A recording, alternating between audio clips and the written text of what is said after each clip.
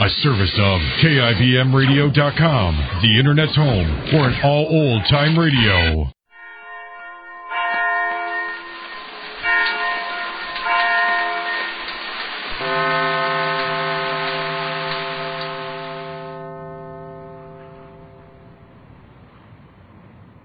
The weatherman says increasing cloudiness, not so cold tonight. Snow beginning late tonight, continuing during the day Monday. The low tonight around 15, the high Monday 25 to 30. The current temperature at Albany Airport 20. He was still in love, but murder came between them. In a moment, Act One of The Old Boyfriend, starring Elspeth Eric and Joseph Julian, and written especially for Suspense by Peter Fernandez. The first portion of Suspense is brought to you by the makers of Alpine cigarettes. What's it like to smoke an Alpine? Well, it's like many pleasant things you know. Nothing at all like the sort of smoking you may be used to. Alpine is a fresh, clear sort of smoke. If this sounds good to you, change to Alpine. There's something more to smoking with an Alpine cigarette.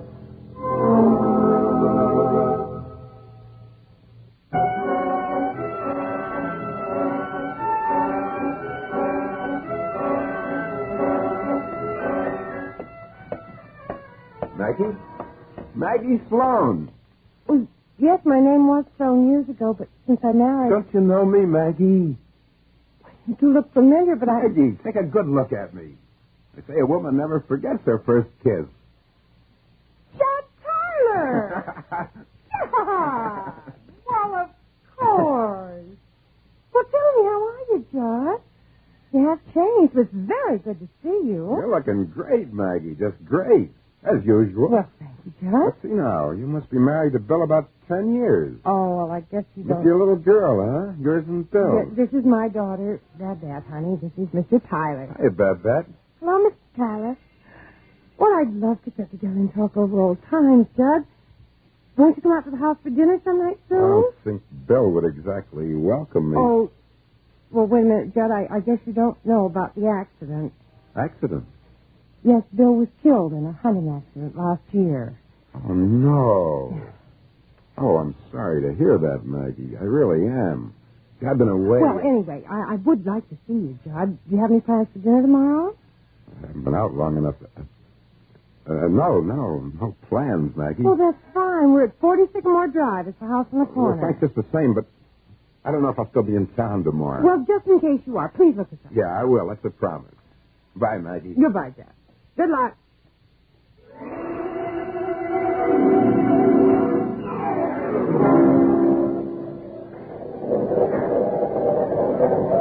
Come on, Dad. Turn off the TV. Time for bed, young lady. Oh, Mommy. Come on. Off to bed. That's an order. Please, Mommy, please. Oh, I just have to turn it off myself. Mommy. Now, give me a good night kiss like a good little girl. Daddy would let me watch. When your daddy was alive, he put a limit on it, too. He was still here. I could watch. Good night kiss, please. Okay, Mommy. I love you. And I love you, too. Tomorrow night, the Masked Rider's on again. Can I watch him, can I? Tomorrow night, yes. No. Good night to you.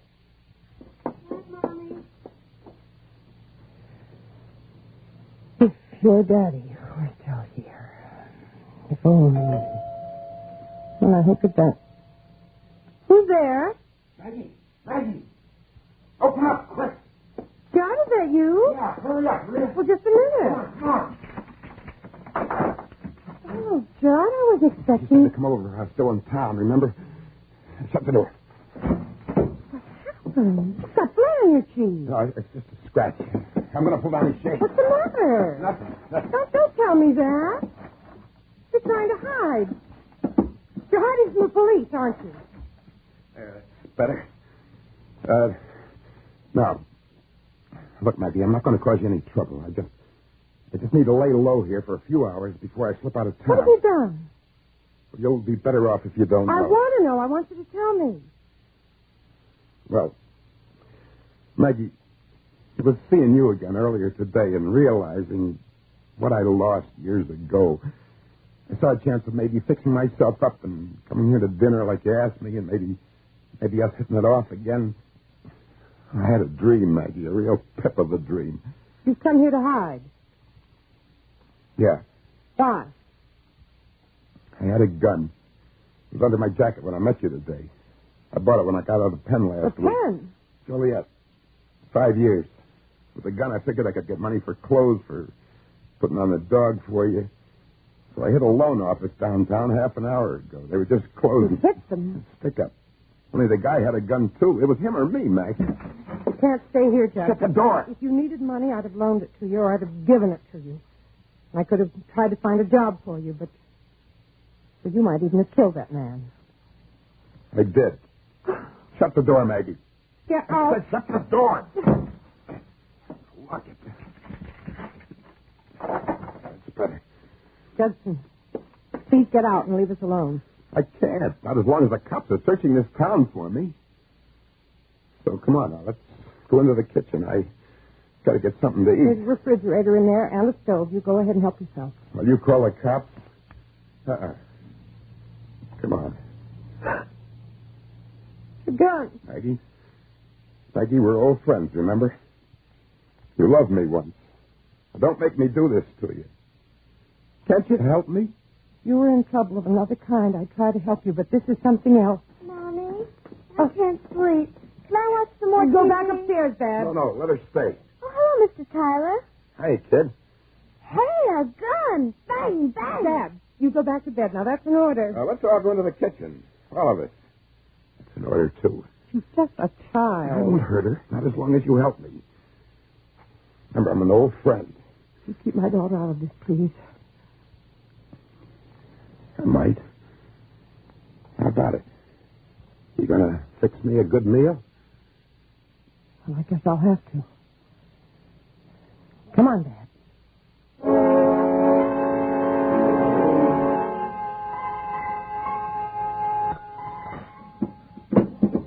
I was swell, Maggie. Thanks. Now, one last thing and I'm on my way. Now what? I want the keys for that car you've got sitting out in the garage. All right. Anything, as long as you get out of here. Thanks. In the drawer of that cabinet over there. Okay. Now, I want you to give me an hour, Maggie. 1 hour before you start calling the cops. Just leave, will you? Now, please go, Judge. Suppose you start yelling the minute I pull out of here. Got to make sure you keep your mouth shut. What do you mean? I bet. How'd you like to take a nice car ride with me? No. No, you'll have to kill me first. Kill you? Never. I could never hurt you, Maggie. But if you try to stop me, the kid might get hurt.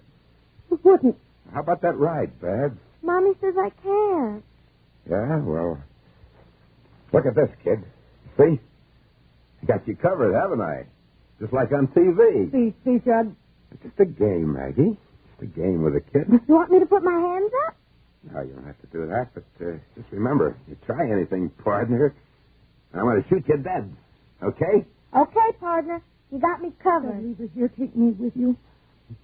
Another time, Maggie. Another time, years ago, that was all I wanted to hear you say, remember? You fell for Bill Russell. Now it's too late. Much too late. Okay, Babs. Start moving for that door. Move, partner. Oh, please. Just give me an hour, Maggie. And then tell them they can start looking for Babette. If nothing happens to me, she'll be safe, too. 1 hour from now, I promise. I'll stop the car and I'll let her out. If you leave her here with me, I won't call the police for an hour. I swear to that, Judge. Be a fool to trust you. Okay, Babs. We'll go out the back way here. Come on, partner. Move or I shoot. Babs, dear. Do as he says now. Please. Do just as he says. Sure, Mommy. I know. I got it. He's got the drop on me. Remember, Maggie, give me 1 whole hour if you want to see her alive. Yes.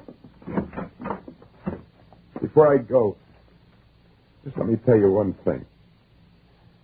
Seeing you again after all those years. Well, it was a good dream I had today. I'm sorry I loused it up.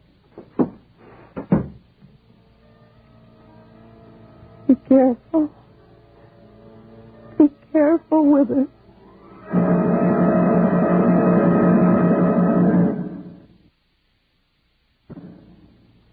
In just a moment, the final act of Suspense. Hi there, this is Phil Silvers. Glad to see you. Here we are in the Green Mountains of Vermont. I'm about to interview that renowned bird watcher, Mr. Lester Blick, about the new Ford Fairlane. How do you do, sir? Not doing well at all. You know it's been a month since I've seen a yellow-bellied sapsucker. Oh, there, don't take it so hard. After all, when you've seen one yellow-bellied sapsucker, you've seen them all. Say, what do you think of the new Ford Fairlane? The Fairlane's the key to my success. Them birds fly mighty fast, but my Fairlane moves right out after them. Got that new Challenger 260 V8 engine. Zoom! Uses less gas than the standard size 6-cylinder car, too. And the Fairlane V8 costs less than some compact 6s. Don't forget that. Forget it. It's darned important. Every penny counts. Yes, not much money in bird watching. The take-home pay is small, very small. You folks out there, you haven't driven a new Fairlane V8 yet? Go down to your Ford dealers and do it. I'll tell you about it. Hey, I just spotted one. So long. A double-breasted seersucker. Run, you bird watcher, you.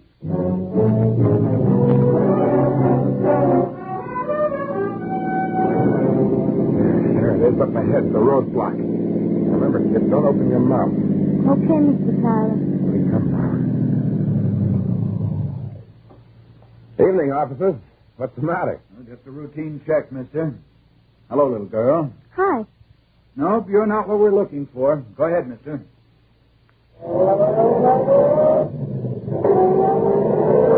girl. Just like your mother. Hey, what's wrong with this bus? Mommy and me got stuck last week. Right on Main Street. Didn't you get it fixed? I don't know. We're losing speed. Those cops right back there at the roadblock. You sit right there, kid. Just keep sitting there.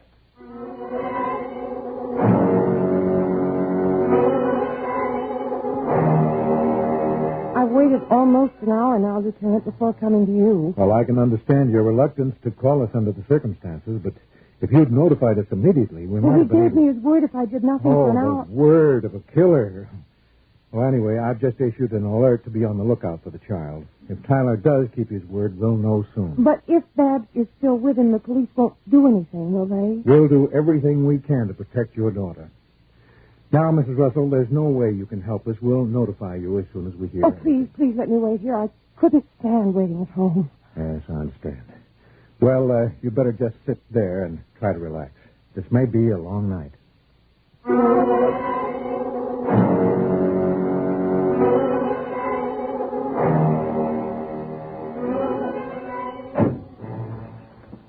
Told you to stay in that car. I just want to watch, can I? Well, okay. Here, you can even help.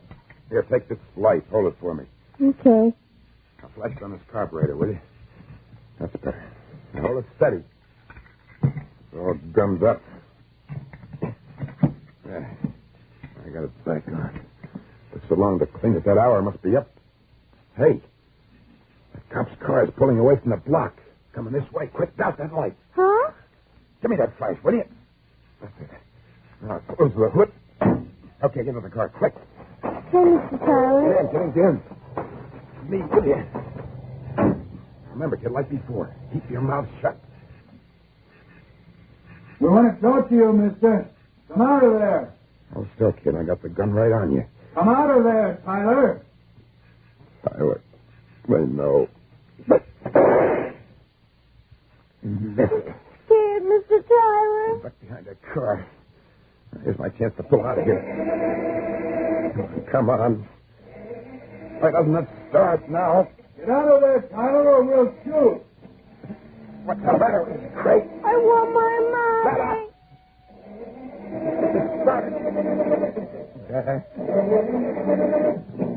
If I could, it's cut off now. You're having a chance, Tyler. Might as well come out. Don't have to take me. Well, I'm waiting. See, kid, as long as I've got you, they ain't going to get me.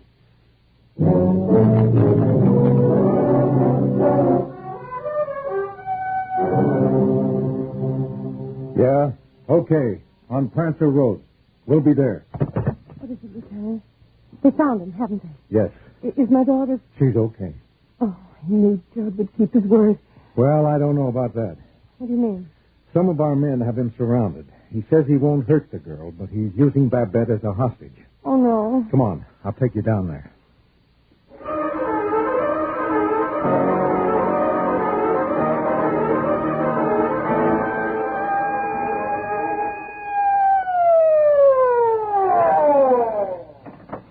Well, McDonald? He won't come out, Lieutenant. Anybody hurt? We tried only one shot. It missed. Better radio for an ambulance anyway. We might be needing it. Yes, sir. Stay down behind this car, Miss I'm Wilson. all right. He won't hurt me. He'll hurt anybody to save himself. I've got to get Babs away from him. Well, that's our job, and we're not going to try anything that'll jeopardize the I child's don't life. think there's anything you can do. We'll see. Now, you stay right back here. That's an order. Lieutenant, I'll give you a chance, but if you don't get Babs away from him, it's going to be up to me to do it. Fair enough. Now, stay there. Williams, you and Malik, circle around to the other side of that car. I doubt if there'll be any chance for a clean shot until we get the girl clear of him. So hold your fire. Now, give me that speaker. Here you are, Lieutenant.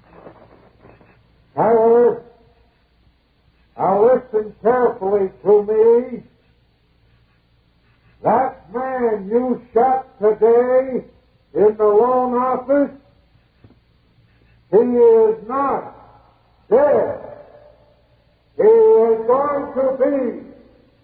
All right. You are not facing a murder rap. That's a trick. That's what the cops are trying. I know he's dead.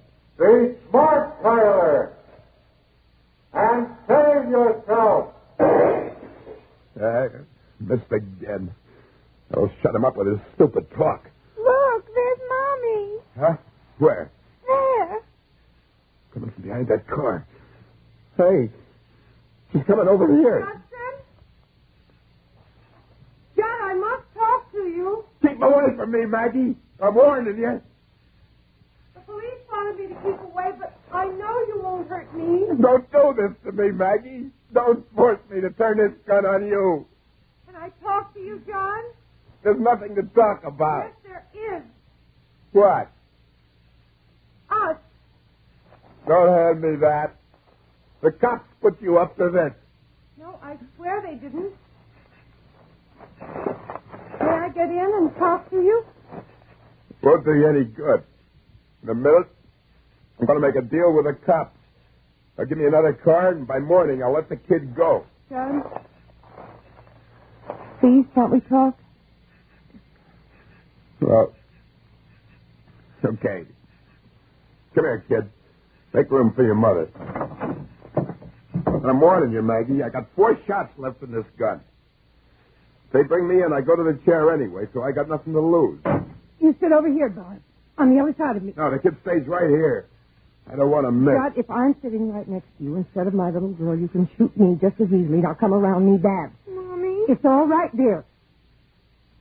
Everything will be all right. Now, that's it. If you're trying to be tricky, Maggie. I'm only trying to save my daughter. You've still got a hostage. You've got me. Right, you said you wanted to talk about us. Well, first, let me open the door. Let me send Babs over to the police. No, let's talk. I've got Babs on the other side of me now. And before we talk, I'm going to see that she gets out of this car. No. If you pull the trigger of that gun now, you'll kill me, Judd. Now, you go ahead, Babs. You go over to the policeman. Go on, do as you're told. You come too, Mom. I will in a little while. Now, you go over there and you wait for me. Go on. Go on. And run, Babs, run. All right, Mommy. That's all you came for, isn't it? To see that your kid got out. Well, that was the main reason. But you're important, too, Judd. What do you mean? Well, we used to be very close, you and I. When we were in high school, you were my steady boyfriend. It was a long time ago. That's all over now. You told me you still feel that way about me, Judd. If it wasn't for me, you wouldn't have gotten into trouble today. What does it matter how I feel? No getting out of the trouble I'm in except by running and hiding and running and Judd, hiding. listen to me. What? You were the first boy I ever loved. What are you trying to pull? I never told you then because we were so young and I was too shy. Maggie. But I don't think people ever completely got over that first feeling. They carry it around somewhere, deep inside maybe, for the rest of their lives. You mean that? Well, I'm not trying to get away from here, am I? No. I'm sticking with you because I want to. You'll need a hostage when you try to get away from here. Risking your life for me? I'm giving you my life. You'll either have to kill me or you'll have to use me as a shield and one of their bullets might kill me. But Maggie, Either way, I'll probably get killed. We cannot give you any more time, Tyler. Pull down your gun and come out with your hands up. Just shut up and give me time to think. I'm staying with you, Judd, whatever you decide. Just to see you kill me. That gun of yours is aimed right at me. I don't know if I could kill you, Maggie. Not you. You can do what they ask. And what I'm asking. But we still mean something to each other. I just don't know, Maggie. All I know is I can't hurt you. So then give yourself up, Judd. Give myself up? Yes. To me.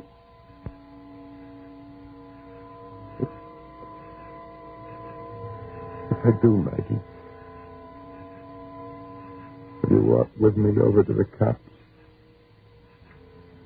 Yes, Judd, I'll walk with you. Throw the gun out.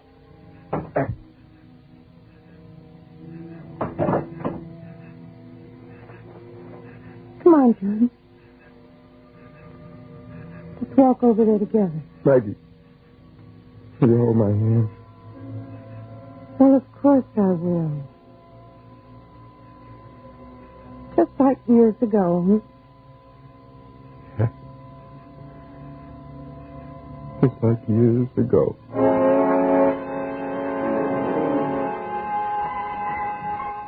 How do you feel, ma'am? Well, I'm still shaky, Lieutenant, but very glad to be alive. Talking him into giving himself up. I don't know how you did it. Well, he had a memory of something good between us. It was all he had left, and it was all I could offer. Oh, you're lucky. Well, maybe. If he'd been a stranger, I wouldn't have had a chance. But he wasn't a stranger, Lieutenant. He was an old boyfriend.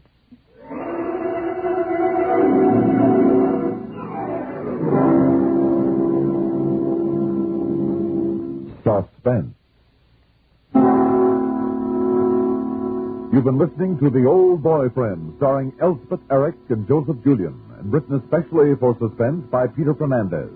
In a moment, a word about next week's story of Suspense. Sherlock Holmes could be described as a reflective detective. Richard Hayes could be described as one heck of a singer. Now, you may not get the connection, but you'll get the proof, Watson, when you listen to the CBS Radio Network's Richard Hayes Show.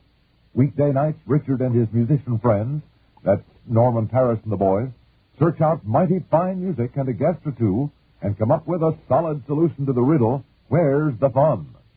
Hear the Richard Hayes Show every weekday night.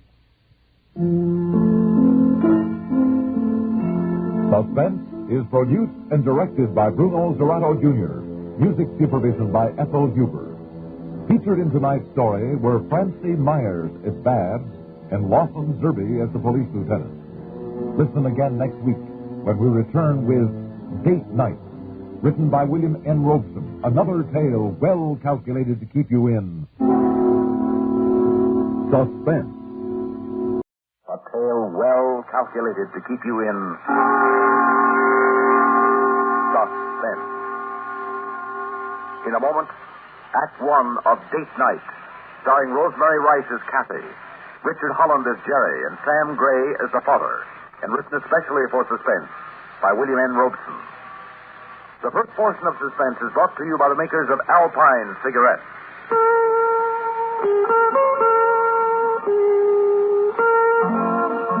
What's it like to smoke an Alpine? Well, it's like many pleasant things, you know. It's like the sight of curtains blowing at an open window. It's like driving a car with the top down. Like the air at the lake at dawn. That's what it's like to smoke an Alpine. It's completely different from the sort of smoking you may be used to. Alpine is a fresh, clear sort of smoke. A big, even invigorating kind of taste. If this sounds good to you, try Alpine filter cigarettes.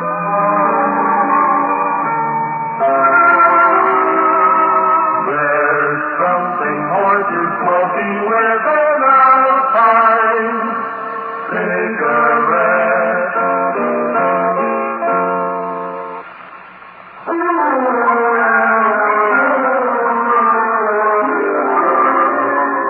Father can't be too careful, not where his daughter's concerned. That's what fathers are for. But, Daddy... No much about it, Button. I want to meet this young man. I assure you, he is a perfectly respectable, charming, intelligent young man. Oh, then you should be proud to introduce him to your parents. Mother? Your father's right, Cat. Oh, but it's so medieval. Like I was still in dancing school or something. Not at all, Button. Father, will you please stop calling me Button? I'm 16, I wear lipstick and high heels, and I no longer respond to that thoroughly reprehensible and childish word Button. My name is Kathy. I beg your pardon, Kathy. A father sometimes forgets. Well, don't, please. Especially in front of Jerry, if you still insist on meeting him. I do? Well, I don't see why. Let's say to see if he measures up. To what? To my idea of the kind of young man who is worthy of you. Oh, he won't. No one ever has.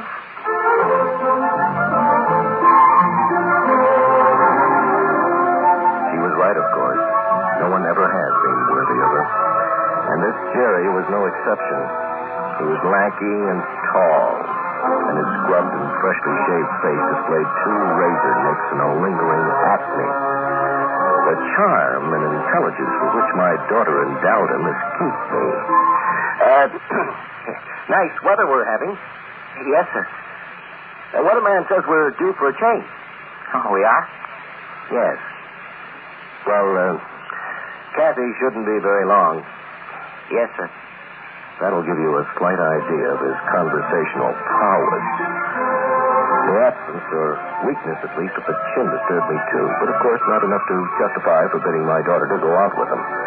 But enough to make me uneasy and feed a growing premonition. And then Kathy burst into the room, face flushed with eagerness, eyes bright, lovely beyond belief in her new formal. Much too lovely for this lanky lump. Oh, you two have met, I see. Yes, it was inevitable. Hi. Well, I'm ready. You ready, Jerry? Yeah, ready. Well, let's go then. Just a minute, please. What is it, Father? When are your mother and I to expect you home? We won't be late. I want to know when. Mother? You heard your father, dear. What time will this dance be over, Jerry? Midnight, sir. Mm-hmm. Then you should have Kathy home a few minutes after. Shouldn't you? Well, I'll try, sir. It's all the way on the other side of town. Daddy, the kids may want to stop on the way home. Stop? Where? What for? Oh, I don't know. A malt or a hamburger or something. At midnight in a public restaurant? Yeah. Oh, no.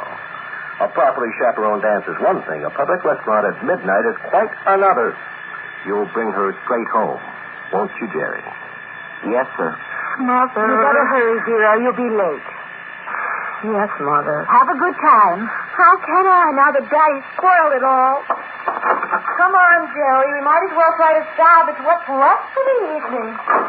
Now, what's got into her? At midnight, a public restaurant. Oh, Dan, have you forgotten? Forgotten what? Our high school dances. Did you ever bring me straight home? Well, that was different. Anyway, there's something not quite straight about that young man. He's shifty-eyed. I don't think I trust him. You have forgotten, haven't you? But then you never knew what it was like to be a 16-year-old girl. Of course I didn't, but I sure do remember what it was like to be a 16-year-old boy.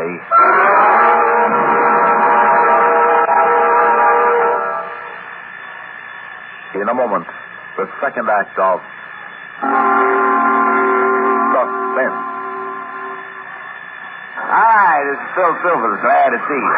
Here we are at the Central Stadium. The gun has just ended the first half, and our great star, Knuckles Corby himself, is coming over here to tell us what he thinks of the new Ford Fairlane. What a marvelous physical specimen. Over here, now, it's here. Where? Here. Look out for that bucket. Oh, I gotta get my eyes checked again. Hiya. Hiya, Knuckles. Tell the people about the new Ford Fairlane. Oh, boy, best shave I ever had. Hey, no nuts. You know, the Fairlane, remember? Look, Mac, I gotta save myself for the second half. Gotta save some of that zip. You said it. That's the word zip. That's what the Fairlane's new Challenger 260 V8 is really loaded with.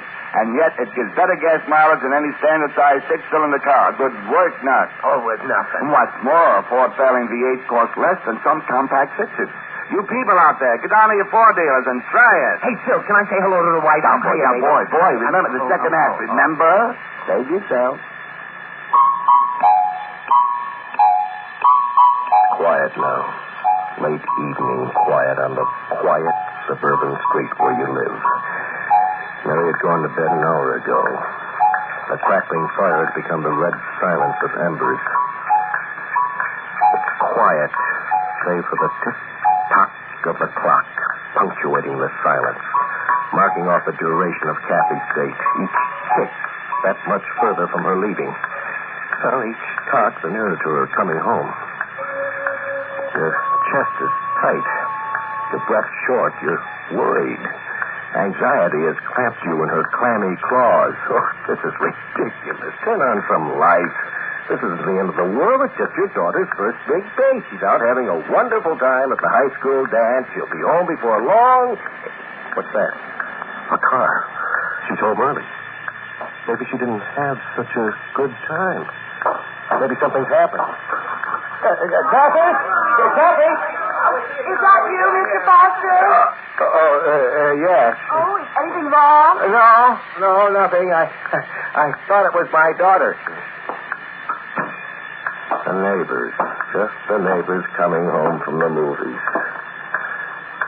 Tick, tick, tick, tick on your leaden-footed marker of time. Where were you yesterday and the day before and all the days before that for the last 16 years? Where was time when Kathy was growing up? It escaped us. It was gone before we knew it. And I never got to know her.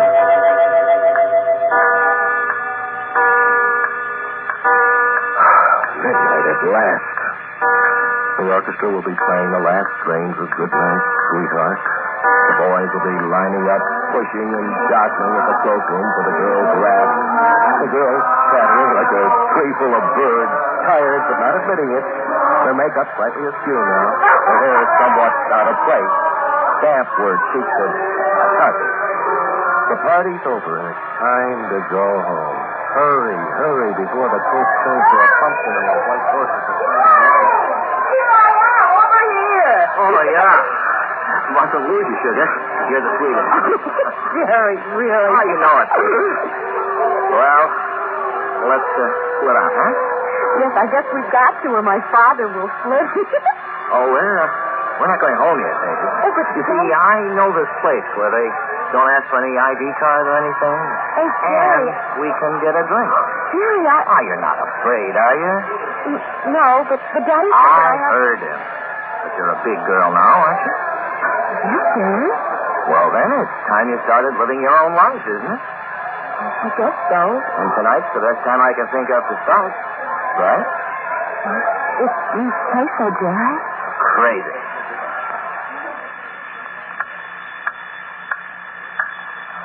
That's the way it is. You're sure that's the way it is. You should have followed your instincts and forbidden Kathy to go out with this friend.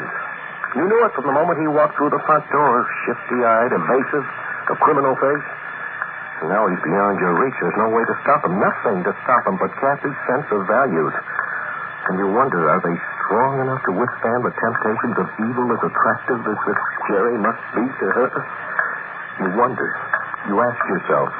You don't know the answer. You just don't know. How about this pad, huh? The mouse. Swing, Articulate. Oh, yeah. You know, I often wondered what it was like. I never thought I'd get a chance to go inside. All it takes is knowing the right people, Sweetney. I guess I'm a pretty lucky girl to know you, Jerry. Oh, you might look at it that way. Have a cigarette. Huh? Oh, no, thank you. I don't indulge. You never have, have you? No. Well, there's got to be a first time for everything. I don't think I ought to, Jerry. Well, why not?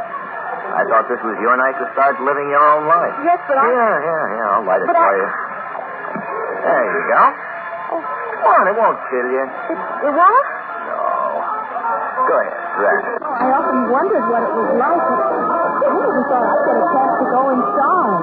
All it takes is knowing the right people, Sweetney. I guess I'm a pretty lucky girl to know you, Jerry. Oh, you might look at it that way. Have a cigarette. Oh, no, thank you. I don't indulge. You never have, have you?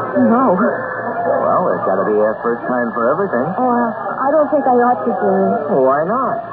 I thought this was your night to start living your own life. Yes, but Here. I'll light it for you. There you go. Come on, it won't kill you. It won't? No. Go ahead, grab it. Okay. Hey, sugar, take it easy. You don't have to become an addict on the very first one. You can learn to inhale later. I guess so. Golly. You know, you look good like that. Cigarette in your hand. I do? Yeah. Like you was with it.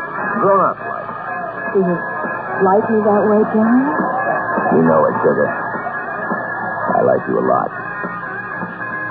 A whole lot.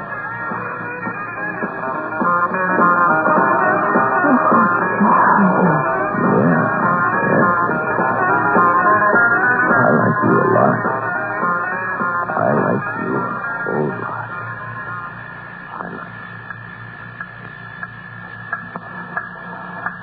I've got to do something. I can't just sit here. I've got to find her before it's too late. The yellow book. It must be frustrated. I've got to stop her before she makes the greatest mistake of her life.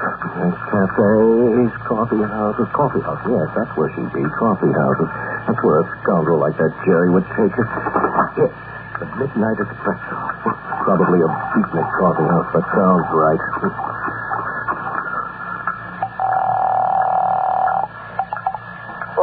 Hello? Like, hello. Is this the Midnight Espresso? Crazy. Is my daughter there? Like who? My daughter. Is she there? No, she ain't here, man. Are you sure? Man, I'm sure. How can you be sure? I didn't tell you her name. It don't matter, man. I'm sure she ain't here on account of there's no one here. The Midnight Espresso ain't that midnight, man. We're closed. And like you interrupted my sleep, and that ain't too cool. Where then? Where else could she be? Club, supper club, nightclub, the Black Kitten. Huh? Kitten, that sounds sinister enough. Maybe she's there. She's got to be there. She's got to be.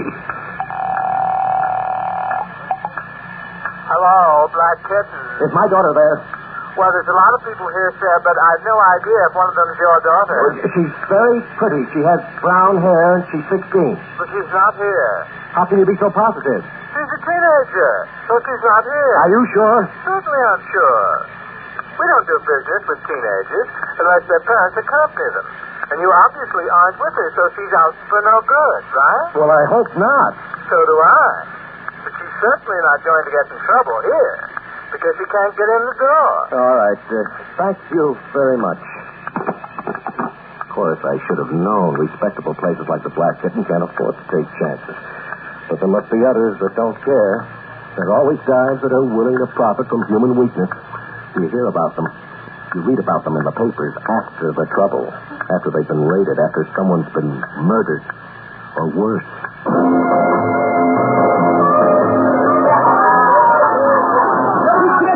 That's it, sugar. You got it fine. Keep turning those elbows back and forward. Okay. Kick those shoulders. All right. That's it, honey. Stop. Yes, honey. Yes.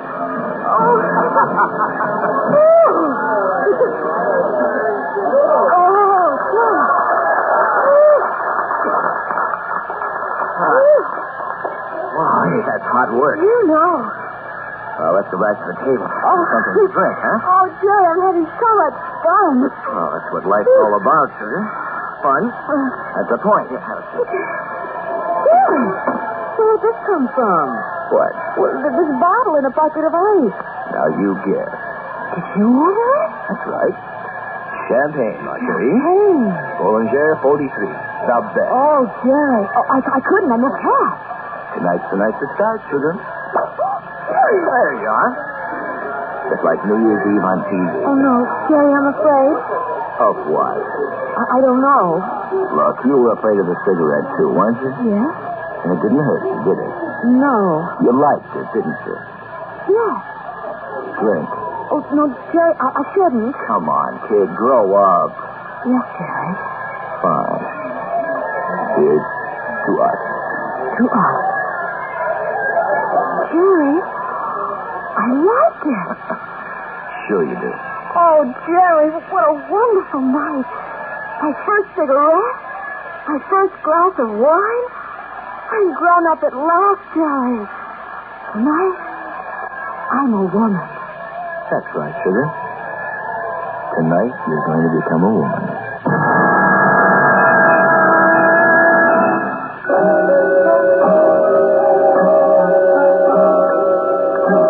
To the dark living room. Pleasant and quiet in the dark. You lean back, close your eyes. You rest a while in the quiet dark. You wait quietly in the dark for rest. But there's no rest. The scene plays on to the next and the next. The story develops on the imaginary screens behind your eyelids.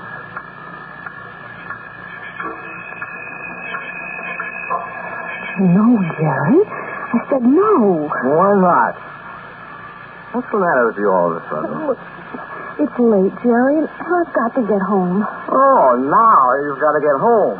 After I show you your time, after I go all out. Champagne, the works. What do I get for it? I got to go home. Please, Jerry, take me home. I will take you home in the fullness of time. How about that?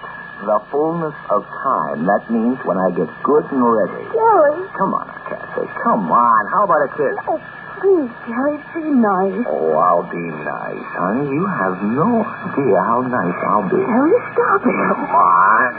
Tonight you're a woman, remember? Oh, just stop it. You slapped me. I meant to. Now take me home. All right, Kathleen. I'll take you home. I'll take you home like you've never been taken home before.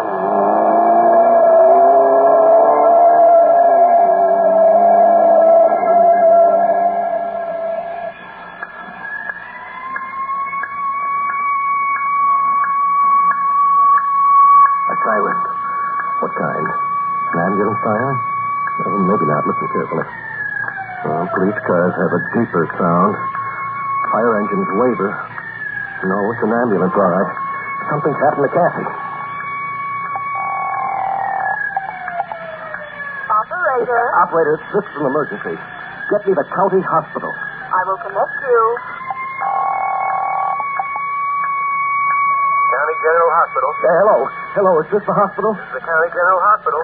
Oh, yes. Have you had any emergencies admitted since midnight? A young girl, just 16. Name is Kathy.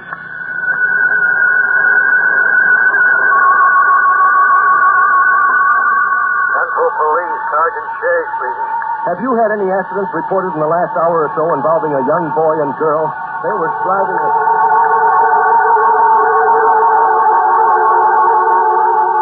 Highway Patrol, Crawford speaking. I'm calling about an accident.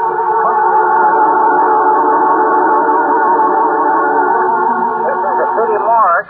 Please, I want to know if you brought in a young girl, 16 years old, brown hair, wearing a white party dress. Hold the line, please, and I'll check. Never mind. Daddy? Who are you calling at this hour of the night? The morgue. Why? What's the matter? What's happened? Suppose you tell me. I'm sorry we're late, Daddy. You see... And you, young man, what have you got to say? Well, sir, you see, it was like this. Excuses, alibis. I thought I told you to bring Kathy straight home after the dance. Yes, sir, you did. Well, then? What's all the shouting for? Oh, you're home, dear. Yes, Mother. Did you have a good time? We can save the social notes until later. I want to know where this young man has been with my daughter until dawn. It's only a little after 2, Dad. It's quite a bit after the time you were due home. Young man, I ought to give you a sound thrashing. Oh, Dan, really? You stay out of this. You should be taught that you can't go around taking advantage of every young girl you meet. Hey, what an awful thing to say. Let me smell your breath. Why? You mean to stand there and tell me you were not smoking tonight? Yes, Daddy, you know I don't smoke. And are you going to deny, young man, that you forced my daughter to drink champagne? Me? Daddy, what I'd like to know is what have you been drinking? You keep a civil tongue in your head when you speak to your father. Now, Dan, perhaps if you keep a quiet tongue in yours. What a thing to say to your father after the night you put me through. Sitting here getting more and more worried as it got later and later until I was sure something terrible had happened to you. Do you realize I've phoned every police station and hospital in 3 counties? And I was just starting on the morgue when you walked in. That's what you put me through tonight, my little lady. And then you say a thing like that to your father. I'm sorry, Daddy, but if you haven't been drinking, then your imagination's sure been working overtime. And if you'll just simmer down, I'm sure Kathy and Jerry can explain everything. Very well, very well. I'm a reasonable man. I'll listen. But it better be good. Now, Jerry, would you care to explain? Well, yes. We started straight home right after the dance, like you said. Mm-hmm. And to save time, I took the shortcut through Mill Run. Well, right in the middle of that deserted stretch, I had a flat tire. Oh, what a shame. A likely story. But it's the truth. Truth. And then I found I didn't have a jack in the car. So we had to walk. Both of you? Well, I couldn't leave Kathy alone while I went for help. Oh, we must have walked a couple of miles in the dark. Oh, it wasn't more than a mile. Anyway, Mother, it was real spooky. And was it? We finally found a service station that was open, and the man drove us back and changed the tire, and here we are. Well, I'm sorry we upset you so, but I got her home just as fast as I could. What about the smoking? Smoking? And the champagne? Champagne? Yes, and the necking in a parked car. Father, you're imagining things. Oh, you say you were in a service station, They do have telephones, you know. Yes, Daddy, they do, and I tried to call you, didn't I, Jerry? That's right. And I suppose you're going to tell me the phone didn't answer. Oh, no, it was busy. I kept trying and trying, but it was always busy. Busy? Who would be using our phone in the middle of the night? You? Me. Yes, and if you hadn't tied up the phone, calling up those hospitals and police stations and morgues, I'd have been able to get through and tell you I was all right. Oh. Why don't you come to bed now, dear? You've had such a trying evening. You must be exhausted.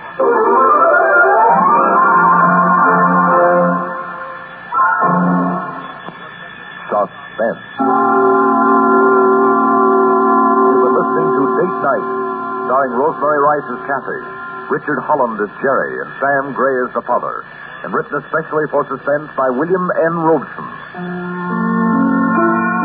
Suspense is produced and directed by Bruno Zerato Jr. Music supervision by Ethel Huber.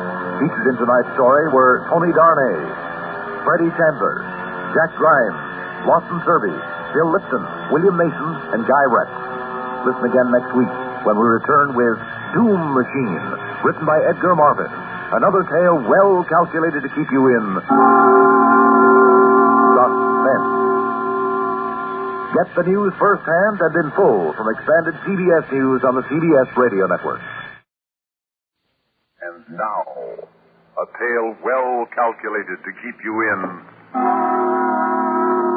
suspense. In a moment, Act One of Doom Machine, starring Leon Janney as Dr. Ferris, and written especially for Suspense by Edgar Marvin.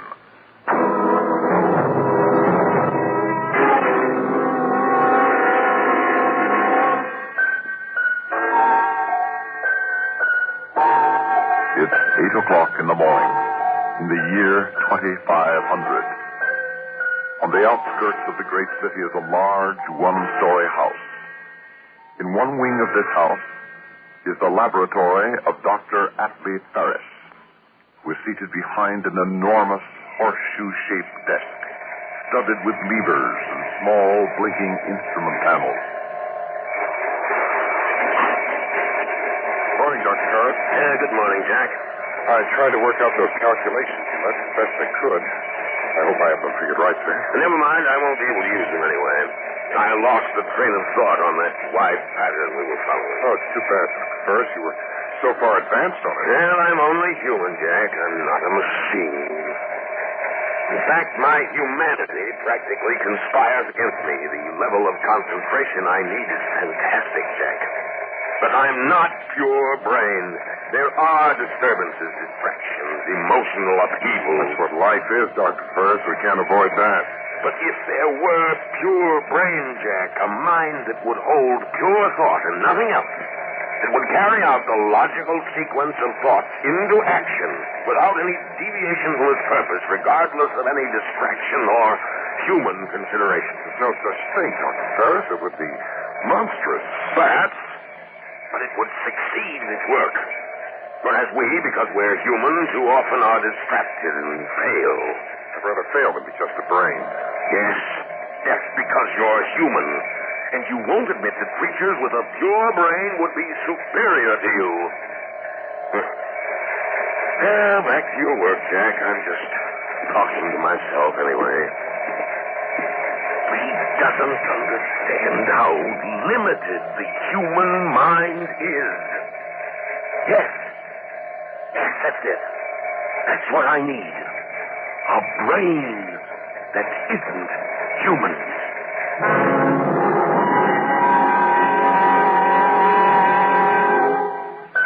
Third audio box entry, July 7th. The first parts for my new project arrived today, and I immediately began assembly. The job is going to be bigger than I expected. My original plans didn't call for motive power, but now I see that everything will be impossible unless there is force of action. Sixth audio box entry, July 20th. Sally is bursting with curiosity. She knows enough now not to come near my workroom. Perhaps I should prepare her for the fact that we are going to have a guest in the house.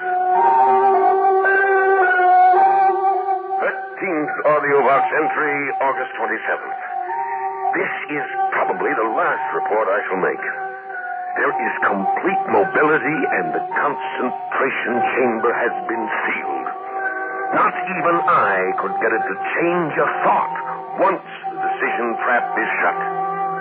Communicative power is slow, but there is no faltering of expression. The last thing is the will. I shall test that tomorrow. The final test.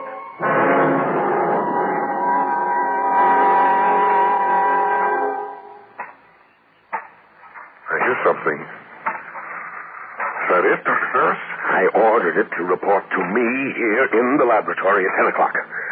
What time is it now, Jack? It's just 10, Dr. Ferris. Is it safe? We'll know in a moment.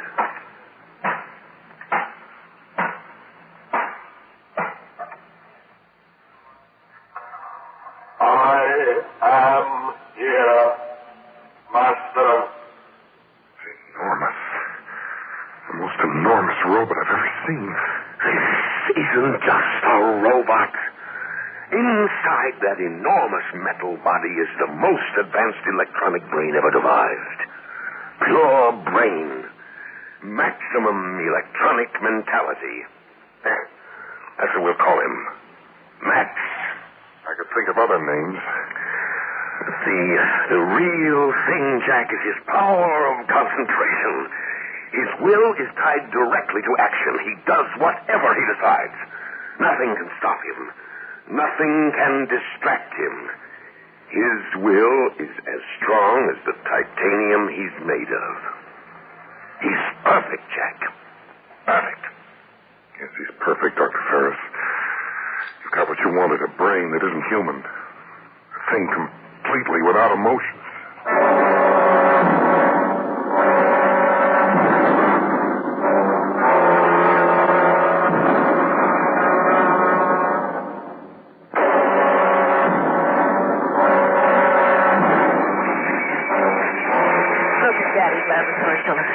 Isn't it immense? You can see and hear everything from this control room. Is that the robot, Mr. Ferris? Yes, that's Max. Well, what do you think of him? He's amazing. He operates himself, Philip. He's not just a robot. He's a thinking machine.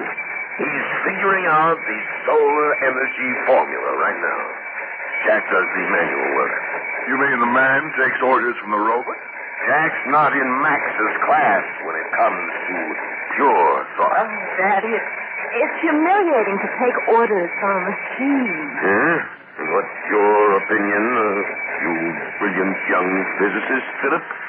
Well, as a scientist, Dr. Ferris, I have to admit admiration for your robot, Max. But speaking as a human being, I think I'd resent taking orders from it, too. I mean, having it on a pedestal. Well, that's where Max belongs. He can do the mental job, and Jack can. Therefore, Max leads and Jack follows. I'm not interested in your so-called human values. I have no more feelings about them than Max has. The superior always lead the inferior. That's the way it is, and that's the way it has to be.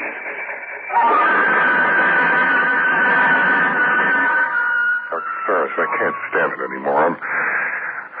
I'm not working for you. I'm working for a machine, an iron monster. Oh, now, don't be... He knows it, too. I can feel it. He's cocky, Dr. Ferris. He gloats over us. Well, that's how you feel, Jack. Max has no emotions. He's just doing a job. I don't want to be a part of it. But he's going to succeed, Jack. Max is going to accomplish in a month what you and I have been working on for 3 years. I'm going to fly to the Capitol tomorrow to report on our progress. You can't quit now. I'm depending on you. How long will you be away? A few days, maybe a week. And the final test of the formula may come while I'm gone. You have to be here. If we're that close to the end, I suppose I can stick it out. Fine. Now, if the test should come while I'm gone, I want you to record all the steps on the AudioVox tape recorder. I'll remember. Oh, and Jack, there may be some danger. You're going to be trapping the energy of the sun right in the laboratory. Radiation will be intense. Now, be sure you set the thermal drums in back of the solar tube so you can graph the heat measurement. The main thing, of course, is to be positive the formula's correct before you throw the switch. There's a chance I'll have to figure that. Max makes all the decisions. Well, that's the one reason I'm not worried about the danger, Jack. You can trust Max. Whatever you think of him, you know that. I suppose so. Well, it's important that you believe in him. His mind, Jack, his pure electronic brain will do more for humanity than generations of emotional beings like us.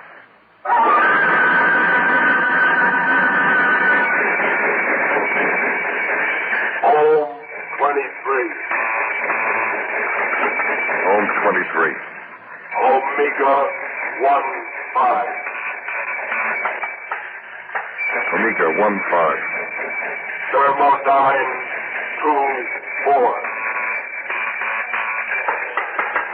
Thermodyne 24. Set rheostat control. Set rheostat.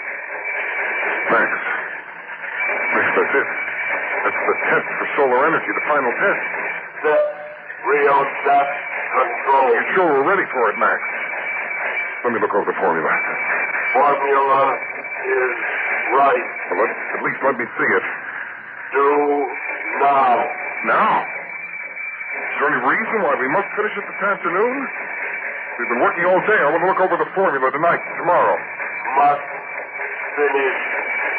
Must finish. All right. Let me stuff you. Let me turn on the AudioVox tape recorder so we can record the steps. Not a chance to get anywhere arguing with a machine. Never tired, no emotions, no feelings. After this test, I'm through. Dr. Ferris, and now I'm working out. Set rheostat control. Just a minute.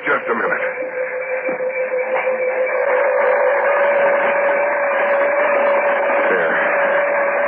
Now I'll check the thermal drums. The graphing. Set thermal panel. Check. Increase range phase thermal 8 radio flux. You must be tapping the sun. Look at that control panel spin. Thermal 10 radio flux 8.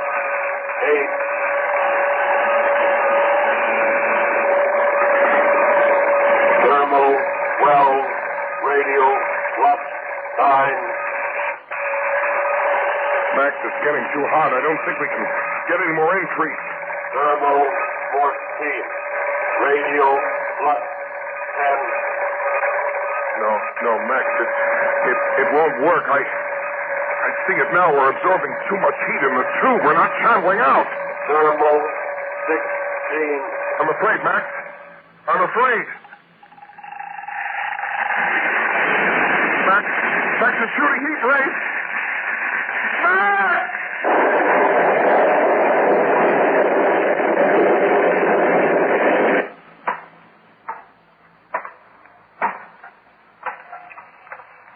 Jack gone. Heat over maximum. Need new formula.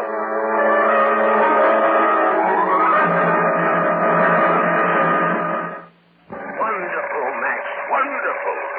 It's running on solar energy. With this machine alone, this laboratory model, we could power 100 factories. Heat too high. Yes, I checked the thermal drums. The heat is too high, but we can fix that. Take a little work, but we can do it. You have no idea where Jack is? Jack gone. Yes, you told me that, but where? Well, I suppose he skipped out. He's been threatening that for a long while. Fine time to do it, though. That's human loyalty for you, when he used to say you couldn't be trusted because you had no feelings. Nothing would stop you from finishing a job. No petty human considerations. Check audio box. Yes, good idea, Max. I want to hear the steps in this experiment.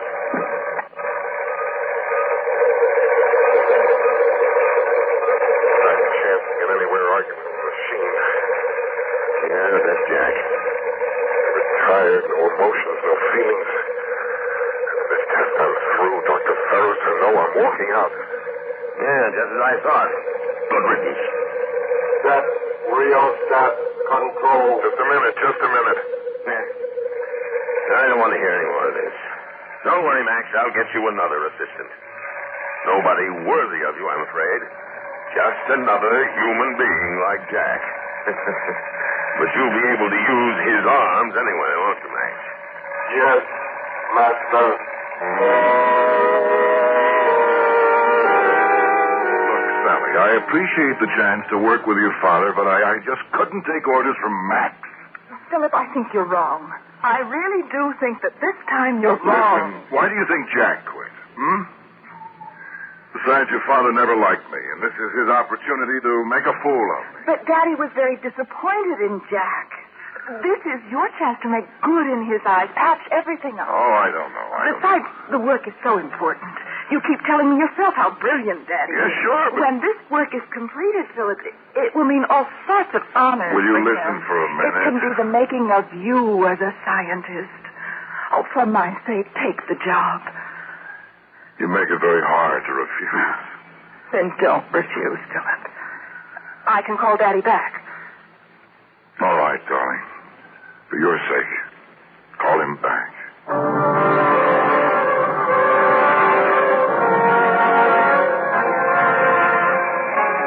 Now, Philip, the one problem we had was the excess of heat vibration in the thermal tube itself. I checked over Max's new formula to decrease that, and I think he's got it. I've given him instructions based on that new formula. I want you to follow Max's orders completely. I'm jetting out to the Capitol again with a member of the National Thermal Committee, and I'm sure you can handle the work in my absence. Well, I don't see why not. The way it looks, I'll only be an extra pair of hands for Max. Just so. A very apt bit of phrasing, Philip. Well, Max and I might as well get to work. Fine. Max will show you how to regulate these thermal drums. Good luck. I'm afraid we've been keeping stopping you from concluding your experiments, Dr. Ferris, having you report to the capital so often. On the contrary, Dr. Larkin, I'm in the fortunate position of being able to place my work in even more capable hands than mine. Oh? I don't suppose you've heard of Max. Max?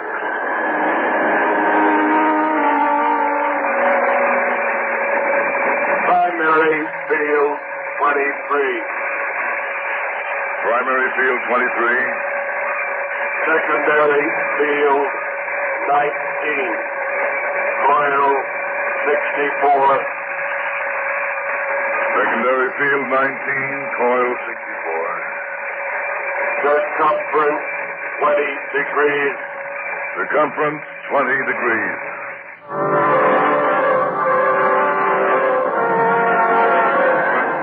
You can't be serious. Claim like that is a monstrosity. It's inhuman. Of course it's inhuman. That's the grandeur of it. No feelings, no emotions. Nothing to distract it. Just pure scientific thought at the service of humanity. But a thing like that cannot serve humanity, Dr. Ferris. It's wrong somehow. We've always used mechanical servants, Dr. Larkin. Right. This very jet. Oh, no. Not to make decisions for us. It's a mistake to grant free will to any mind untempered by feelings and emotions. There's something immoral about it. Oh, but that's just the beauty of it, Dr. Larkin. Precisely because he has no feelings, Max can never make mistakes. Sorry, I don't believe it. No machine in the world operates to perfection. But Max isn't a machine. Max is pure brain, self-corrected, undistracted. Here, let me show you. Just look at the perfection of his latest formula.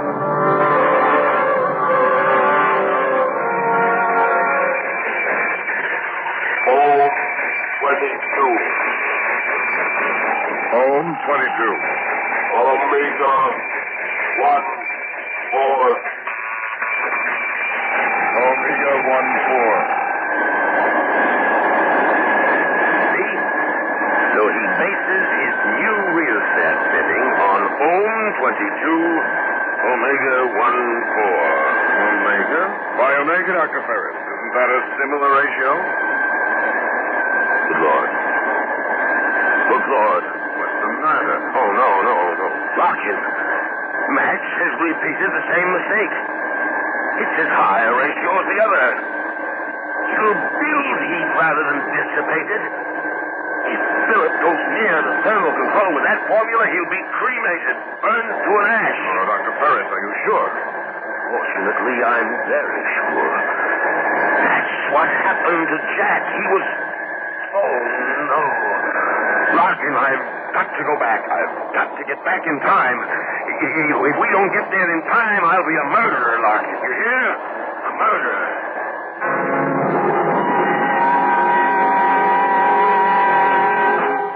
Rheostat control. Rheostat control. Thermal panel. Set thermal panel. Well, Max, this is the big one, isn't it? We're all set to drag in the blazing sun. You know, you're not half bad to work with after a fellow becomes used to your infernal arrogance. Set thermal panel. And your infernal driving. There.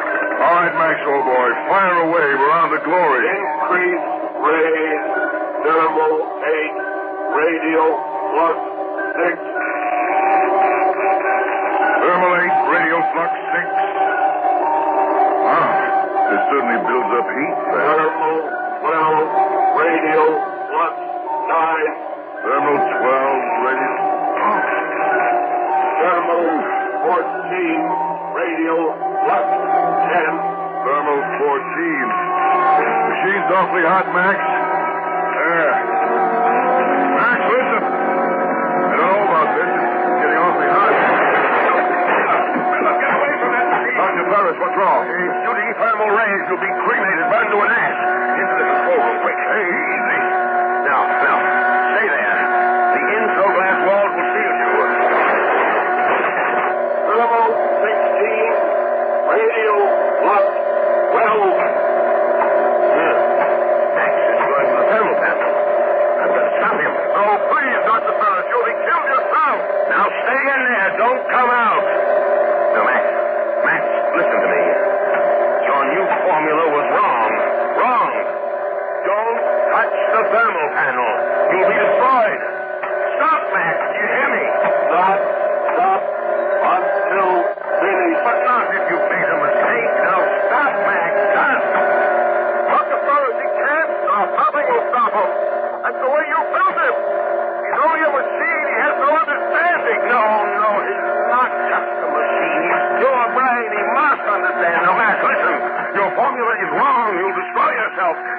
you've accomplished will be destroyed with you.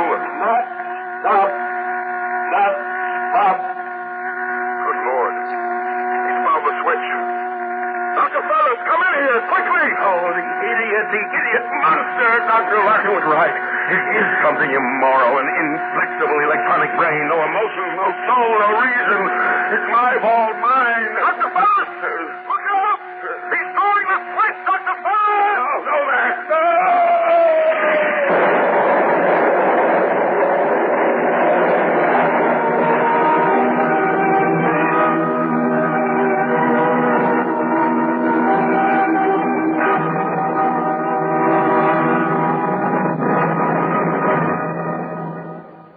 Suspense. You've been listening to Doom Machine, starring Leon Janney as Dr. Ferris, and written especially for Suspense by Edgar Marvin. Suspense is produced and directed by Bruno Serrato Jr., music supervision by Ethel Huber.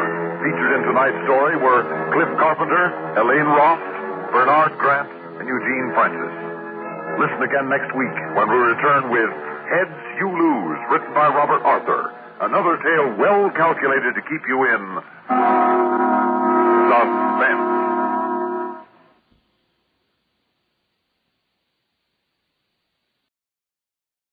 And now, a tale well calculated to keep you in suspense. We live in an age of wonders. What was yesterday's impossibility is today's miracle, and tomorrow's fact. So, perhaps our story today isn't just a story. We only say perhaps, but it might be worth asking yourself, is it just a story? In a moment, Act One of Heads You Lose, starring William Redfield as Steve Kimberly, and written especially for Suspense by Robert Arthur.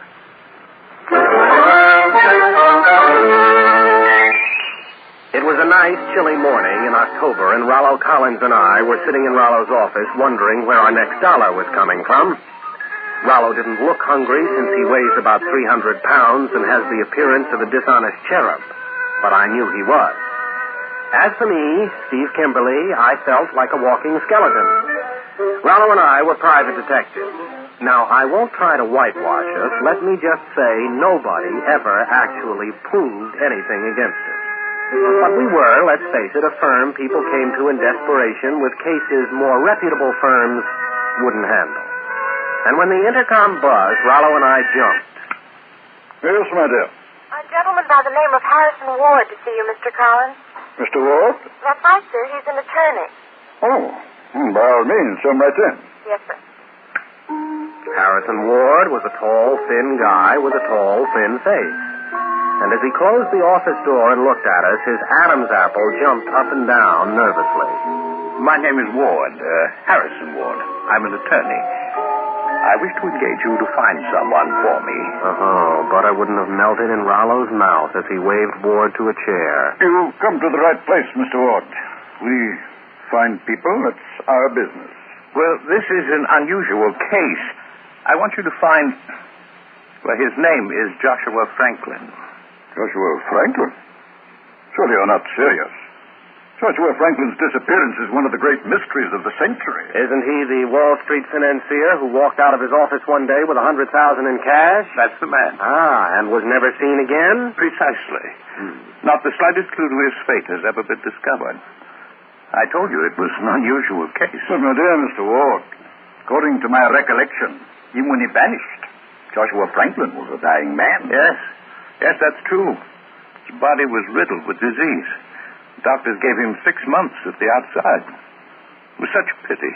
That brilliant financial mind, as keen as ever. The body that no miracle of science could keep going. In that case, Mr. Ward, no matter where he went, Joshua Franklin must have died at least 6 years ago. Oh, yes. Dozen specialists assure me he cannot possibly still be alive. And yet you wish us to find him? My dear Mr. Ward, on occasion we do the impossible, but we cannot work miracles. What you need, Mr. Ward, is a spirit medium. Please, gentlemen, I assure you, I've come to you in desperation. I know that Mr. Franklin must be dead, and yet... Yes? Please go on. 3 weeks ago, Joshua Franklin spoke to me on the telephone. Oh, come on now. You can hardly expect us to believe that. Well, it couldn't have been anybody else. He identified himself by a secret code. Did you recognize his voice? Well, no, it did seem changed. But it may have been a bad connection. Mr. Ward, you're certain it was Joshua Franklin? I'd swear to it. The things he reminded me of. Well, no one else knew about them, living or dead. Oh, I'll bet, especially dead. Tell me, just why did Joshua Franklin phone you? He instructed me to sell 10,000 shares of Universal Mining stock, which he owned. Did he say why? He promised to explain later, but he never called again. Probably St. Peter wouldn't let him slip out to use the telephone. Steve. Mr. Ward, think carefully. Was it a long-distance call? What else could it have been, Rollo? Very long distance. No, I think it was a local call. But with this new direct dialing, it's so hard to tell. Mr. Ward, we are forced to believe that Joshua Franklin is still alive, in or near the city. We'll take the case. Our fee is $100 a day. Well, that's quite all right. In addition, we would expect to collect the reward originally offered. $100,000 if we find him alive, and $50,000 if we find him dead. So, at last, we had a case, finding a missing millionaire who had been dead 7 years. Harrison Ward gave us a $500 advance and left. My own starting point was that mysterious phone call in the order to sell 10,000 shares of Universal Mining stock. I went to a stockbroker friend. He told me the unexpected sale had created a small panic in Universal Mining. Somebody usually makes money off such panics. My friend came up with a name. The name of an individual who had sold Universal Mining short just before the panic and made about $20,000. The man was an amateur, not an experienced Wall Street operator. I did some checking on the fellow and then reported back to Rollo Collins. You say his name is Green. Dawson Green? Mm-hmm. Don't place it, but somehow it's familiar. Professor Lawson Green, Ph.D., FRCS, and a lot of other initials. About 10 years ago, he was a professor of neurosurgery at a big medical college. You say he was. What happened? Well, he got mixed up in some kind of scandal, something to do with some rather radical experiments he was making, and he resigned. Since then, he's been living all alone out in the suburbs.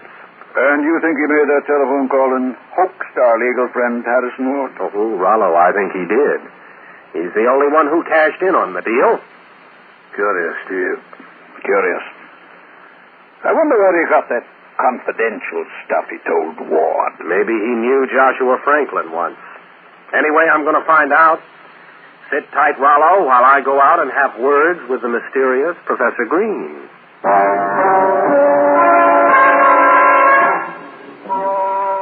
Professor Green's place turned out to be a big stone house set back in a grove of trees and surrounded by a heavy wire fence.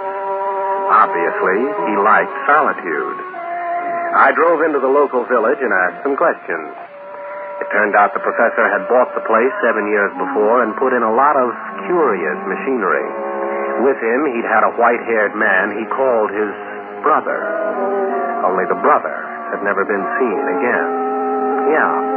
And just 7 years earlier, Joshua Franklin had disappeared, too. A connection? Oh, I'd have bet my life on it. So, I telephoned Professor Green. Hello. What do you want? Is this Professor Green? Yes. Who are you? Why are you calling me? My name is Steve Kimberly. I'd like to talk to you about an old friend of yours, Joshua Franklin. About who? Whom is the correct usage, Professor? I don't know what you're talking about. Goodbye. Not so fast, Professor. I'm just a fellow who's interested in Joshua Franklin. I'm working alone, but if you insist, I can call in the cops. Police? Only I hate crowds. Don't you? Very well. Come out to my house. I'll see you.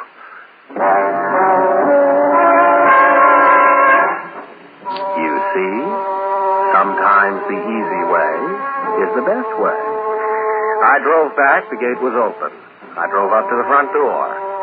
A little white-haired man with bright, nervous eyes and shaking fingers let me in. Well, come in. Thank you, Professor. I'm glad you agreed to see me, alone. I haven't any idea what you want. I agreed to see you just to stop this insufferable nuisance. Well, I'd hardly call one phone call insufferable. However, I'll get down to business. Where is Joshua Franklin? What became of him? I don't know. I never heard of Joshua Franklin. Now, young man, goodbye. No, you're not getting rid of me that easily, Professor, so let's start over. Where is Joshua Franklin? What do you want? Why have you come here? I won't let you ruin my experiment. It's my whole life. And now you're trying to destroy what I've done. Take away everything that I've accomplished after I've given up my career, everything to... Oh, Professor, easy. You're going to blow your top here. Now, believe me, I'm not here to destroy anything. I'm here as a friend. I want to help you. What brought you here, anyway? That little transaction in Universal Mining stock. So that's it. Mm-hmm. I was afraid. But he told me to do it. He? You mean Joshua Franklin? Yes. I mean Joshua Franklin. You've got him here in this house? You've kept him a prisoner all these years? No. I only saved his life. I'm the one who's been the prisoner. You saved his life? In spite of what the doctor said? Well, man, why all the secrecy? You could have been famous. You'll see. Yes, I'll take you to Joshua Franklin himself. And then you'll understand. The little professor led me down a long corridor to a heavy metal door, and as we went, my brain was clicking like an adding machine. I was busy trying to figure out my next step when Green led me down a flight of stairs into a pitch-black room. There was some kind of pump. Here we are. Joshua Franklin is in this room. Well, turn on the light. No, not yet. I'll speak to him first. Now, don't be surprised if his voice is odd. Mr. Franklin, I'm here. How are you this morning? I'm tired. Tired beyond human endurance. I know. But I'm working on the problem. Soon you'll be a new man again. Don't bother to lie to me. I know the truth. You must be patient. It takes time and money. You'll never succeed. Never. I was a fool ever to think you could. I should have died as nature intended. Finish me now and let me have peace. Please. You must be patient. I'll return later. Now, rest. Now, you can no longer hear us. If you'll turn on the light. Hey, this is a laboratory. Nothing in here but apparatus. Where's Franklin? He's in here. He was speaking to us through this loudspeaker. Well, okay, then where is he? Over there, in the far corner. Oh, now quit kidding. All I see is that pump, a lot of glass tubing with some red liquid bubbling through it, and on top a black glass ball about 18 inches in diameter. To save Joshua Franklin, desperate measures were necessary. What do you mean? He's inside that glass ball. What? The pump keeps him alive. Inside that glass ball? Well, you couldn't get a man in that thing. You could just about get it. Oh, no. Exactly, Mr. Kimberly. His head.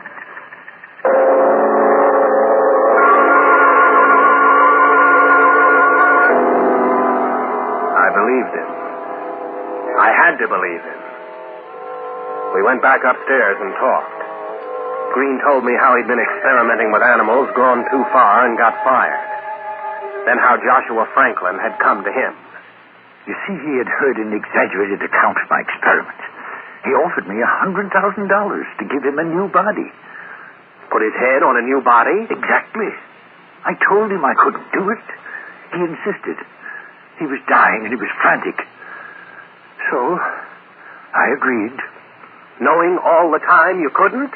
Not then, no. But I hoped that someday I could. So we came here, and I performed the operation. I discarded the disease-ridden body.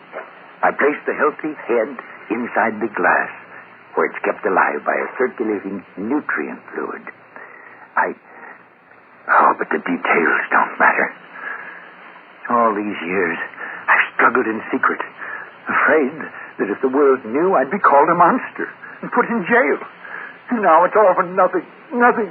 You found me out. You'll call the police. Now, Professor, take it easy. You've got it all wrong. I'm here to help you. Help me? How? Well, for one thing, I'm going to be your business manager. I don't understand. Now, look, you need assistance, a big laboratory with those you might succeed yet in learning how to join Franklin's head to another healthy body. Oh, yes. Yes, I could. I'm sure of it. Oh, but it would take so much money. That's just it. That'll be my job. Now, downstairs in that lab, you have one of the smartest minds that ever operated on Wall Street. We'll use it to plot stock market operations that will net us millions. That universal mining deal was just penny ante stuff. Oh, but it won't work. He won't cooperate. That's all right. Let me argue with him. Maybe I'm more persuasive than you are. I'll talk to him now. Alone.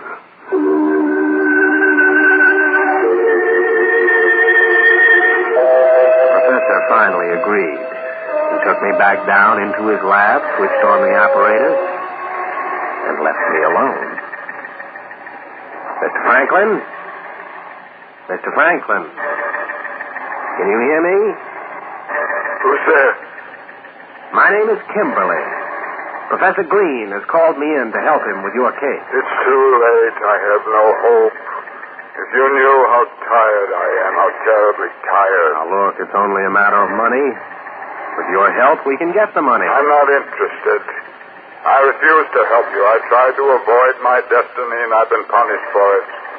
But I've suffered enough. In the name of heaven, shut off the pump and let me go. Now, Mr. Franklin, I don't want to do... Are you interested in money?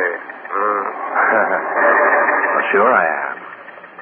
Isn't everybody? If you want money, I'll pay you $200,000. That interest you? It interests me a whole lot.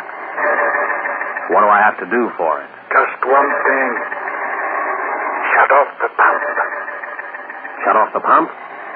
Let me find peace at last. If you knew how unendurable it is to spend your life in utter blackness, thinking, always thinking, please, Mr. Kimberly, tell me that you agree.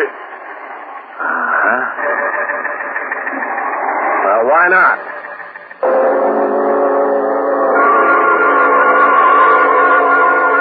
Now, maybe you've guessed I hadn't any intention of going through with the deal. But I let him talk, and this is how he explained it to me. His lawyer, Ward, had the key to a safe deposit box, but didn't know what was in it.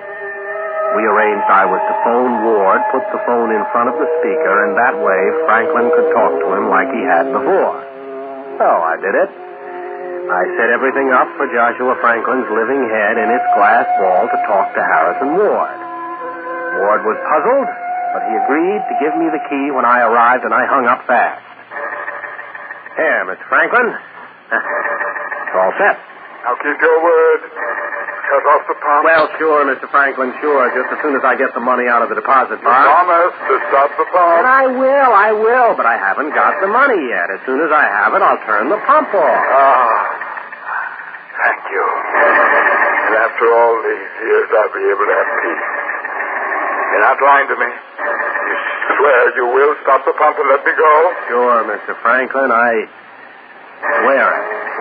Of course, I had my fingers crossed when I said it. Shut off that pump and do myself out of $1 million? Not Mrs. Kimberly's little boy, Steve.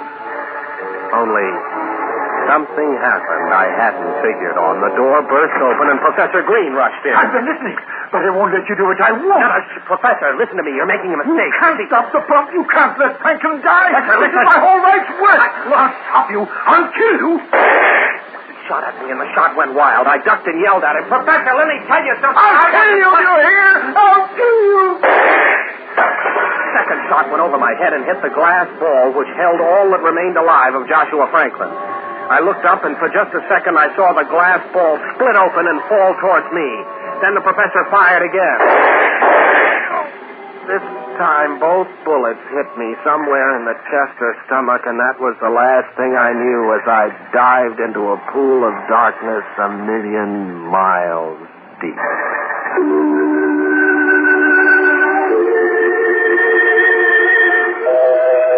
How long the darkness lasted, I don't know. A day, a week, a year. But at last, through the darkness that seemed to crush in on me like a ton of black velvet curtains, I heard Rollo's voice. Steve! Steve, can you hear me? Steve? I tried to open my eyes and found they were open, and it was still pitch dark. I moved my lips, and words came out. Rollo, I hear you. Oh, that's fine, Steve. That's fine. I was worried about you. Where am I? What happened? I remember Green shooting me, then... One question at a time, Steve. As for where you are, you're in Washington, D.C. In Washington? In a secret room down in the basement of a certain hospital, Steve, my friend. You can expect lots of company. Doctors, scientists. They'll all be here to ask you questions. Oh, you mean about Green and how he kept Joshua Franklin's head alive? No, Steve. About you.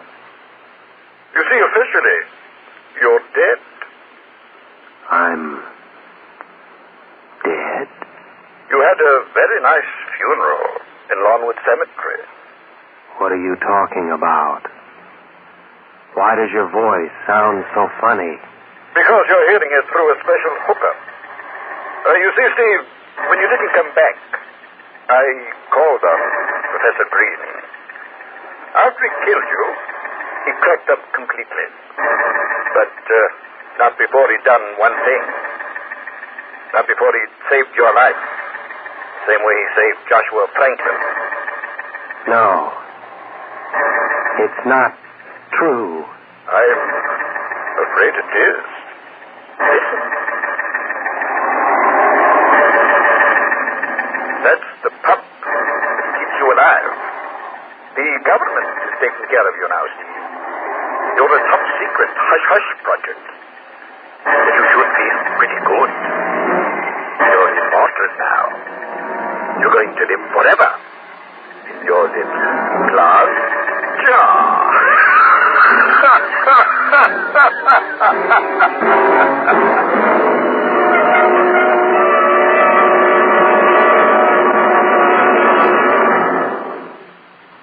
Suspense.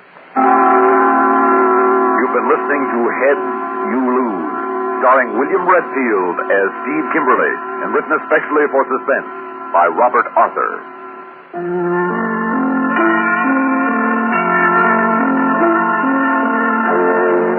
Suspense is produced and directed by Bruno Zerato Jr., music supervision by Ethel Huber. Featured in tonight's story were Raymond Edward Johnston as Joshua Franklin, Melville Ruick as Professor Green, Santos Ortega as Rollo Collins, Kermit Murdoch as Harrison Ward, and Jim C. Summers as the Secretary.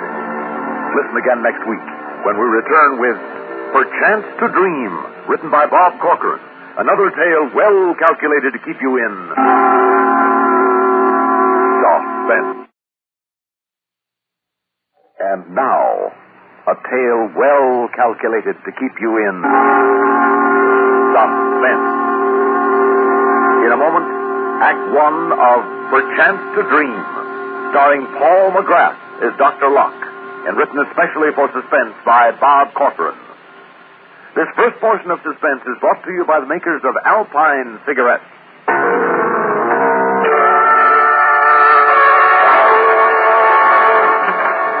Well, Mrs. Foster, this meeting is certainly under more pleasant circumstances than our first. Yes. I'll never forget the day you called me, Dr. Locke. Please sit down. Thank you. But now you're giving my husband back to me fully recovered, and I do want to thank you for all you've done. Yes. Dr. Locke, is anything wrong? Isn't Paul all right? Well, Mrs. Foster, this is a general hospital, and as far as the abrasions, broken arm, skull fracture are concerned, we were able to effect a complete recovery. But, What is it? What's wrong? Now, when you visited your husband here, did he ever mention Ernest Masterson? No. He's the man whose wife... Was killed by your husband's car. Well, should Paul talk about it? I mean, isn't it better forgotten? Well, some things can never be forgotten, and even worse, some things are remembered wrongly. Wrongly? Yes, this was an unfortunate accident. A sudden blowout. The car whipped onto the sidewalk, and Masterson was badly injured. His wife was killed. Now, you know it was an accident. I know it's an accident. We remember it that way. The police, the coroner's jury agreed that no one was to blame. Even Masterson has taken that attitude, remembers it this way. But you're afraid that Paul doesn't? Oh, I'm pretty sure he doesn't. You see, since the accident was nearby, both your husband and Masterson were brought to this hospital. Masterson is making a good recovery, despite a rather weak heart. But it's taking longer because he's older. Well, has Paul said anything to him that makes you think something is wrong? Your husband won't talk to him. Won't talk to him? Well, why not? I'm not sure. It seems that your husband blames himself for the death of Masterson's wife out of all proportion to the truth. He's often depressed, Miss Foster. He doesn't talk. He's often nervous, irritable. I've tried to talk to him. And Masterson's been to his room repeatedly trying to show him there's no grudge, that he shouldn't go on accusing and blaming himself. But we haven't been able to do a thing. Guilt is a burden not easily thrown down, and it can become unbearable. Well, can't we do something? I suggested a psychiatrist might come in and talk with him. He was very clear in his refusal. Doctor, just what do you think? Well, I think, Mrs. Foster, that he's acted as his own judge and jury, and no one else was allowed at the trial, and I'm afraid the verdict was guilty. Are you sure of this verdict? That's not very scientific, I know, but I do know that something is wrong. And that something might happen? It's possible. And since it is possible, I must tell you of it, no matter how much it might upset you or how wrong I might be, and I hope I'm wrong. What might happen? Well, guilt is a terrible lever. Expiation is often the only thing powerful enough to pacify it. It's possible, in expiation and trying to make atonement for the wrong he feels he's done, that to judge and jury he might add executioner. Oh, no. You mean do something to himself, take his own life? Oh, no, he couldn't do that. I'm sorry to tell you this, but you know that I must. He has a dream almost every night. He talks in his sleep. I watched him. I've listened to him. It seems to follow a pattern. He fights for a time, seemingly against doing something. Then the struggle is suddenly over. He gives in. This resistance period is getting shorter. Soon it may be gone altogether. But in this dream, he commits suicide? Believe me, Mrs. Foster, when a mind is obsessed by a compulsion, nothing is out of the question. Now, I've asked him about this dream. He seems confused. He either will not or cannot tell me. What can we do to help him? I'll do anything you say. Don't let him see that we've been discussing this. Yes, sir, come in. Well, down to get the old man out. Hello, darling. You look wonderful. I feel wonderful. I'd like to thank you for everything, Doctor. I guess I wasn't cut out to be a model patient. Well, if they were all as little trouble as you... We better run along. I know you're pretty busy. Oh, I stopped to say goodbye to Masterson. Thought you'd like to know. Oh, fine. That's fine. Well, I hope you're going to enjoy your freedom. I intend to. Thought we might take a little trip. By train. I'm through driving for a while. Would you like that, darling? Yes, that would be wonderful. I was thinking we might take a run up to Providence tomorrow morning. Providence? We don't know anybody in Well, that's a Providence. good reason for going. We'll meet somebody. Hope to see you again, Doctor. Unofficially. No one wants to see the doctor when he's well. Goodbye, Doctor. Bye-bye. But he's not well, Miss Clemens. I'll swear it. He seems fine. Seems, yes, but there's something... Too bad he couldn't have taken it all like Mr. Masterson. He lost his wife, and yet he seems completely without bitterness. I don't think I could be that forgiving. Well, Foster's guilt won't let him be forgiving either, to himself.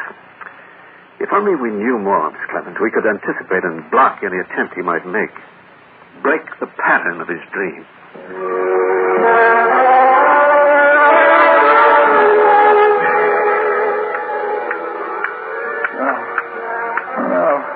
No, not that. No, I didn't mean to kill her. I didn't. Please, I can't. I won't. I can't. Oh, I'm sorry. Oh, I'm so sorry. Don't make me. Oh? No. Oh, darling, wake up. I'm sorry. Oh, please, wake up, darling. Paul, can't you hear me? Darling, you're dreaming. What? Oh, are you all right? Mary. Darling, what's the matter? What were you dreaming about? I can't remember. The shadows. I'm all confused. I don't know. All right. It's all right now, darling. It doesn't matter. Come on now. Let's go back to sleep. Huh? We've got a long train ride tomorrow. Mary, I don't think you should come with me to Providence. Well, why not? Darling, why not? I don't know. But you'd better let me go alone. No, Yes, without Paul Foster, you're not leaving me behind. I want to meet somebody in Providence, too. But, Mary... No. Now, my mind is small, but it is firm. I'm going with you. All right, Mary. Good night, darling. Good night. Good night.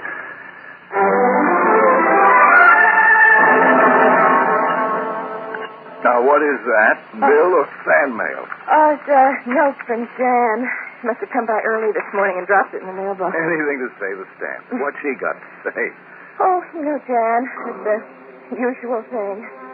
One of the children is sick.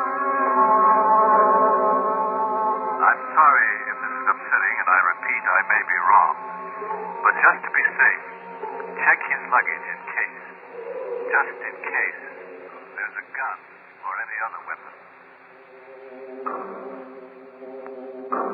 Still worrying about Mr. Foster, Doctor? Huh? Well, you're getting so you can read my mind, Miss Clemens, and I'm getting so I can't get him out of it. If I only knew more. I wonder if Masterson might know something that might help. It's worth a try. Well, I didn't want to bother him about Foster. Didn't think he could help. But now, at least it would be doing something. Will you get him, please, Miss Clemens? He'll be glad to help, and the walk from his room will do him good.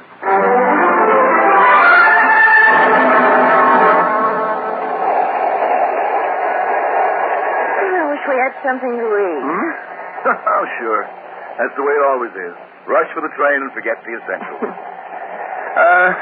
I think I'll take a walk. All right, darling. But you be good and you be careful your first day out of the hospital. It's a promise. Check his luggage in case.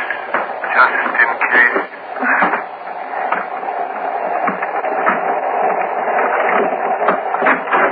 Why, Mary. What are you doing? I don't think. I ran out of cigarettes and thought you might have some in your suitcase. What's wrong with these? They're right here on the windowsill. Oh, my goodness, right under my nose. Here, let me close Oh, that. thank you, dear. Well, why did you come back? I wondered if you wanted me to bring you something. Oh, thank you. There's nothing now that I have cigarettes. Okay. See you later. Lock the door.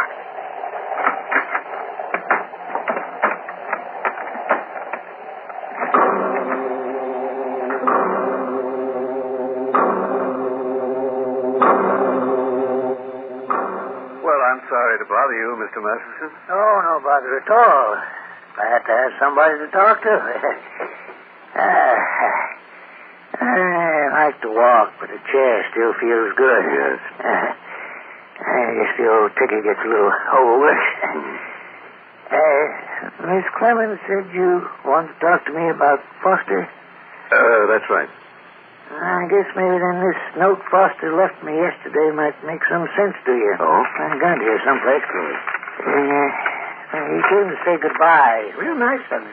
I was sleeping, so he left me a note. Here it is. I don't rightly understand what he means. Miss Clemens said you think he might do something to himself on account of what he done to me and Ellen. Is that right, Doc? Yes, but listen, note. Have I been right about the danger and wrong about... Soon you can really forgive me. I will even the score. What does that mean, even the score? Maybe he means like it says in the Bible. A tooth for a tooth. Killing himself won't do that. Won't do no good at all. Won't bring Ellen back. She is the dearest thing I had in the whole world. And to even the score, Foster would have to lose the dearest thing he... His wife? Maybe subconsciously he's got some fantastic idea, because of the guilt he feels, that he must make you and himself equal in the way that he made you unequal. Good Lord. Maybe it's not suicide we're faced with, but murder.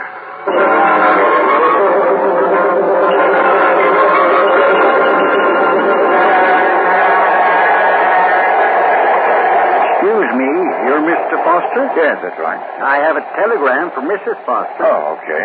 I'll take it. Fine. Thank you. Thank you. A telegram.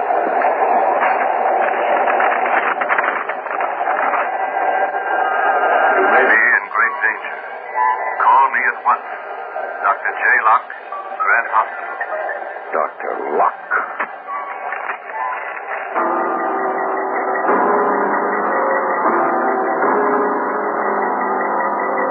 Why doesn't she call? Mr. Masterson, I want you to help me some more. I've got to get a line on what he's thinking, consciously or subconsciously, what he may do. Why did he want to go to Providence? Now think back. Try to remember anything you can, anything at all you know about him. Oh, gosh, Doc, I don't remember much. I tried to put it all out of my mind. I know, and I'm sorry to have to ask you, but Mrs. Foster's life may depend on your remembering. Oh, sure, Doc, sure. Well, Foster's a salesman. I guess you know that. Yes. He's always traveling around. I heard that the night before the accident, he stopped over in a town called... I can't remember. The night before the accident. The last night that you and he were even. The last night both your wives were alive. Yeah, I guess it was. He drove right down from there, and then... I always thought a man walked on the outside to protect the woman.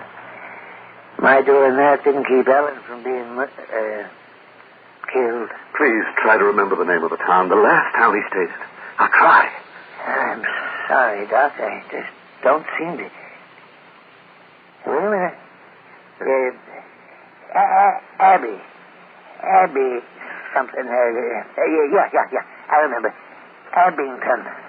That was it, Abington. Do you know where it is? No, it's up along the coast somewhere, but I ain't sure. I wonder if it could be on the run between here and Providence.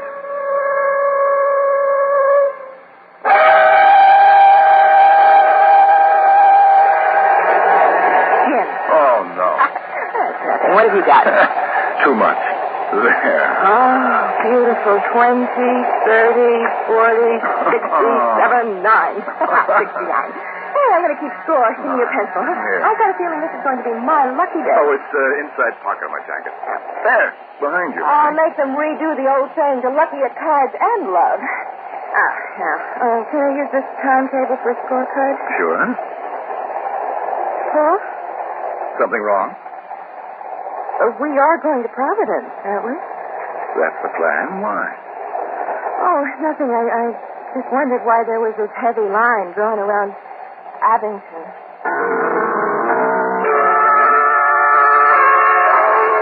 Yes, operator. Mrs. Paul Foster at the Brewster Hotel, Abington. And please hurry. It's very important. Well, it's a break that there's only one hotel in the town. I sure do hope you get her all right. I gotta admit, it all sounds pretty wild to me. Dreams and making restitution back there and all. I know you're a mighty smart fella, Doc, but You know what I mean. Yes, I do very well, Mr. Masterson. And I agree, but there's always the chance. You see, he suffered a tremendous head injury. No one can ever say for certain just what damage is done. No, not to the brain. We can check that quite well. But damage to the mind, that's quite a different matter. People can do crazy things, all right. If we can just get her away from him until we're sure. Dr. Locke. Yes? Oh, well, can't Watkins handle it? You're all right. I'll be right there. Mr. Masterson, will you stay at this phone? I'll be right back. If she calls before I do, tell her to leave the hotel at once to get away from him. Sure, Doc, sure. I'll stay right here. I'll warn her. I wouldn't want her hurt like Ellen was. Well, Mrs. Foster's life may depend on it. Yeah, I know that.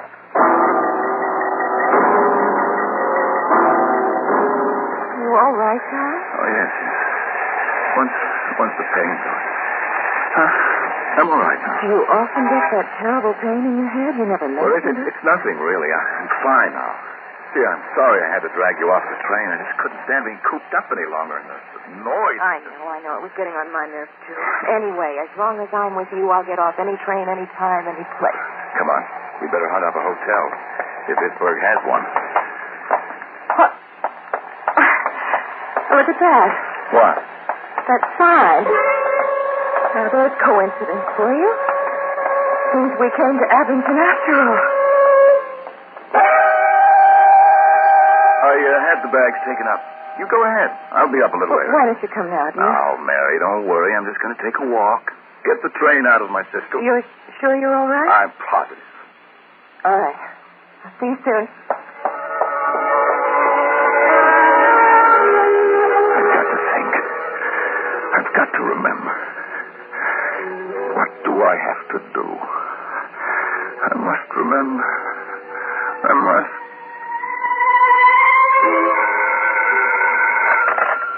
Hello. On your call to Mrs. Paul Foster. Nobody here made any such call.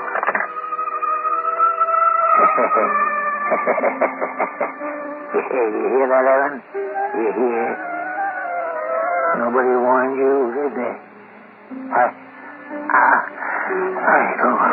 don't feel so good. My chest is tight. Heart's beating awful fast. There's too much excitement. Hello? Is this Dr. Locke's office?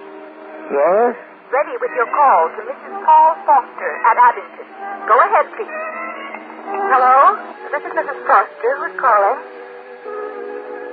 Hello? Is there anybody on the line?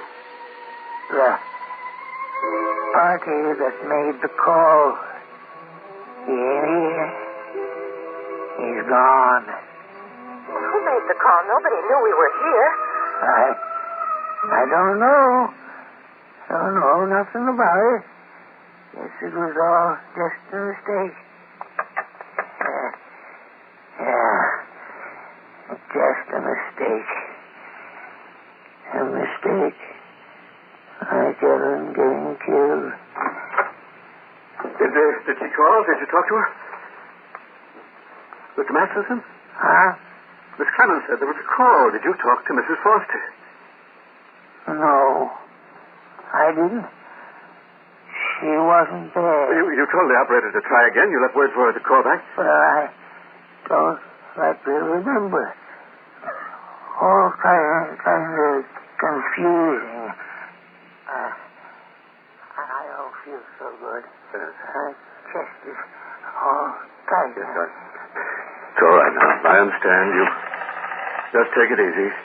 Operator, will you, on that call to Mrs. Foster at Abington, will you please try again? Very well, sir. I'll ring it again and call you. And please hurry. Oh, if only we're in time. Doc, you believe what it says in the Bible? Vengeance is mine, saith the Lord. Yes, I do. If only we were sure that Foster does. Well, you've been a big help, Mr. Masterson. It's the least I could do. No sense in depriving him of his wife just because he deprived me of mine. I didn't mean to kill Mrs. Masters. It was an accident. Everybody said it was an accident. Oh, don't make me kill Mary, please. Oh, let me stop. Let me stop. I'm sorry. Oh, don't make me kill Mary. It's a dream. Is it a dream? Do it. And don't dream anymore. Peace. Do it. And then stop. And then peace. Paul, I have the strangest call. This is the same person. Hello? Oh, this is Dr. Locke. You must get out. Oh, what's the matter with you? Mary. Foster? Oh, please. Mary. No. Oh, my God, please. Mrs. Foster. Mrs. Foster. What's wrong, Doctor? Operator. Your call is still connected. Get me the police in Abington. Hurry. Yes, sir, right away. Dr. Locke. Mr. Masterson, look at him. What? Oh, the excitement. He's fainted. What's the matter? His heart gave out. He's dead. And just because he wanted to help.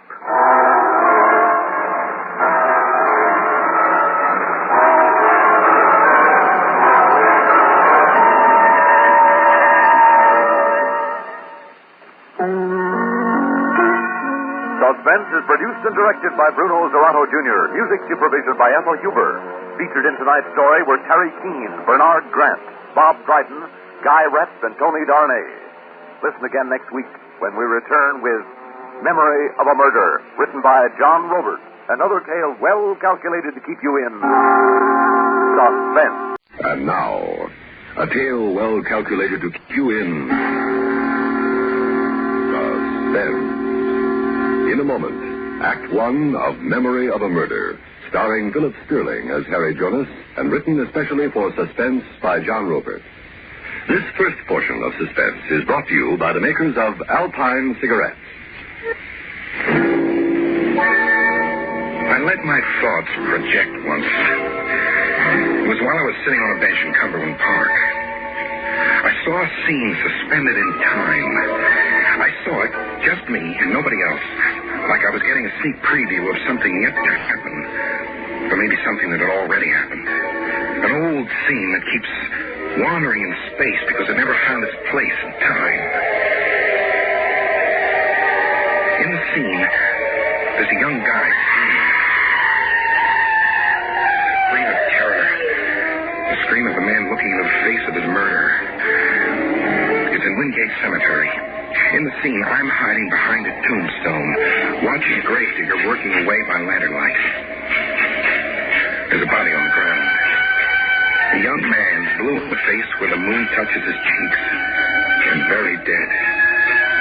The digging stops, and soon the earth is restored. The digger is a tall man with sunken cheeks like deep holes in his face. The last thing he does is pick up an object that looks like it might have fallen from the corpse's pocket. He examines it, then heaves it in the direction of my hiding place. It hits the tombstone I'm hiding behind. When I can, I pick it up. It's a medal, the size of a $50. There's an engraving on it, Queen Isabella of Spain, and the words Buen Éxito, meaning good luck in Spanish. Then I lose the digger. The following day, I find him again. I find him on a colored poster nailed against the wall of the Pageant Theater. There was his picture. A tall man with sunken cheeks wearing a flowing black cape. The poster read, Constantine, Prince of Illusion, assisted by the beautiful Marietta. Constantine, Prince of Illusion was a vaudeville act. There's a guy outside the theater nailing up a sign. Man wanted it read, apply inside. I applied outside. I'll take that job, mister. What?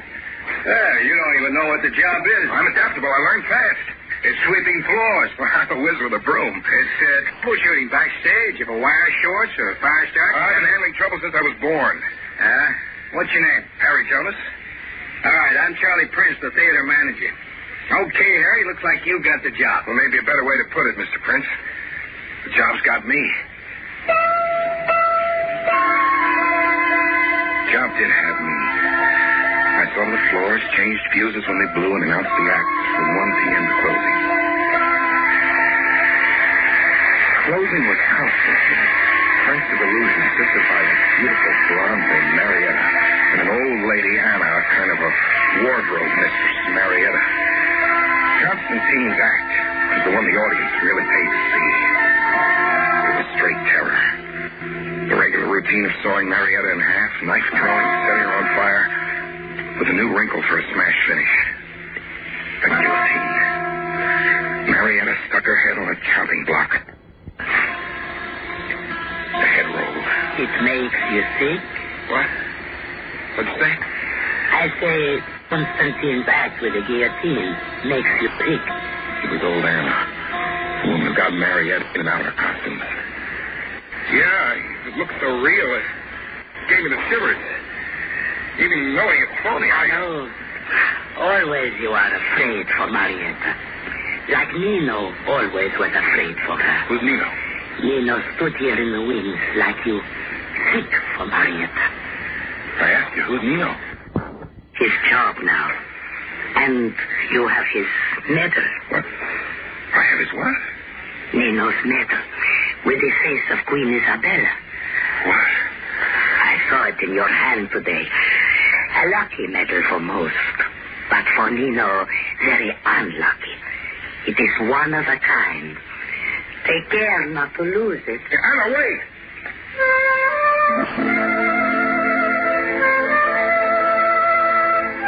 Take care never to lose the Isabella medal, Anna Hannah said. One of a kind. Well, there was a lot I didn't know. When I got him alone, I asked Charlie Prince, the theater manager, a few questions. And what happened to my predecessor here, Nino, the guy whose job I've got now? He skidooed. What do you mean he skidooed? Quit. He got an advance on his pay, then beat it. Just disappeared. Why would he do that? Constantine. Nino and Marietta were sweet on each other, and Constantine was pretty jealous. There's a tip for you on how to hold your job here. Stay away from Marietta, huh? You get the idea, Harry. You get the idea. I didn't stay away from Marietta. Even if I had wanted to, I couldn't. I joined Marietta in her dressing room an hour before the theater opened. Got something up there. Let's show you, Marietta. The lady on it is Queen Isabella. Nino's medal. That's right. Nino's medal. Where'd you get it? I found it. I've been lying about where to everybody, but I'll tell you. I found it in Wingate Cemetery. And Nino? He's dead. Constantine killed him. I knew Constantine had killed him. I only saw Constantine bury him. Why would Constantine kill Nino? Because he was insanely jealous of Nino. Jealous enough to commit murder? You don't know Constantine. Are you involved somewhere? Yes, and Constantine will see to it that I'm blamed for the murder of Nino along with everything else. What is everything else? Robbery. Constantine's not just a paid performer. He's also a master thief. And Nino was his accomplice? Yeah. And you? And me too. You're asking me to protect Constantine? No. Just to protect me. And the reason for protecting you? It's in your eyes. You're sure of your men, aren't you?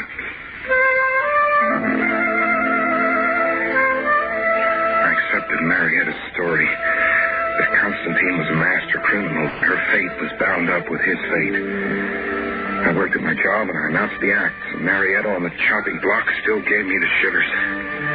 One night, she seemed to hesitate before putting her head on the block as if she was afraid. See how Marietta is afraid. Yeah, and she looked scared stiff. Marietta knows Constantine means to kill her tonight. In front of 1,000 people, he wouldn't dare. It will be an accident. Something goes wrong and Marietta is killed. Constantine is very clever. And I've got to stop him. It is too late to stop him. See, the knife comes down. No, wait, stop! Marietta!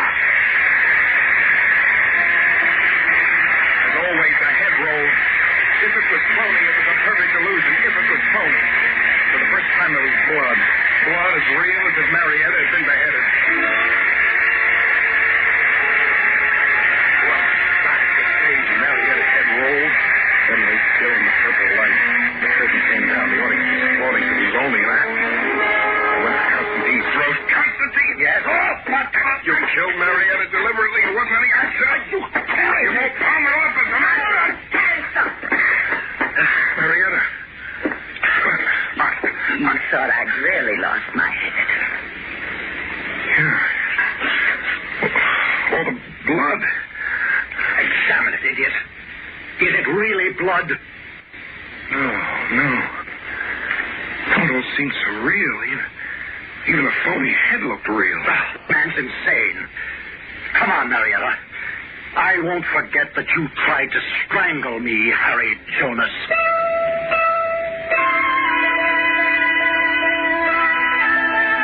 I've fallen for a perfect illusion.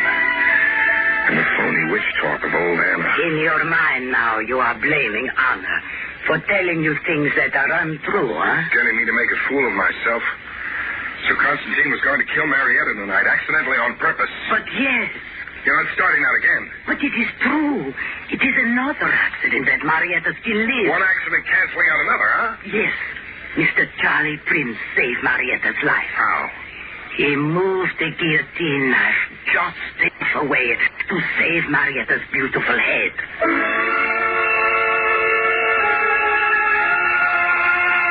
I checked Anna's story with Charlie Prince. Yes, I inspected the guillotine knife and ordered it moved 8 to 10 degrees. How come you inspected it? Routine. I do a theater-wide safety check all the time. And how come you inspected the guillotine knife? One of Constantine's own professional props. Marietta asked me to. She said the act had her nervous, and could I adjust the position of the knife even if it meant the illusion would lose something. Marietta didn't want to lose her head for love of the act.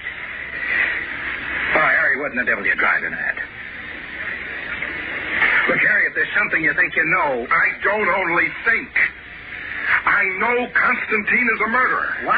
I know he murdered the guy whose job I've got, Nino. Oh! What's so funny? You! I just got a wire from Nino. He's in Mexico City having the time of his life. He even wired me the advance money he'd tipped off with. Here, read it for yourself. It's a phony. Constantine murdered Nino and buried him in Wingate Cemetery. Oh, Harry, go soak your head somewhere. I like a joke as well as a guy, but...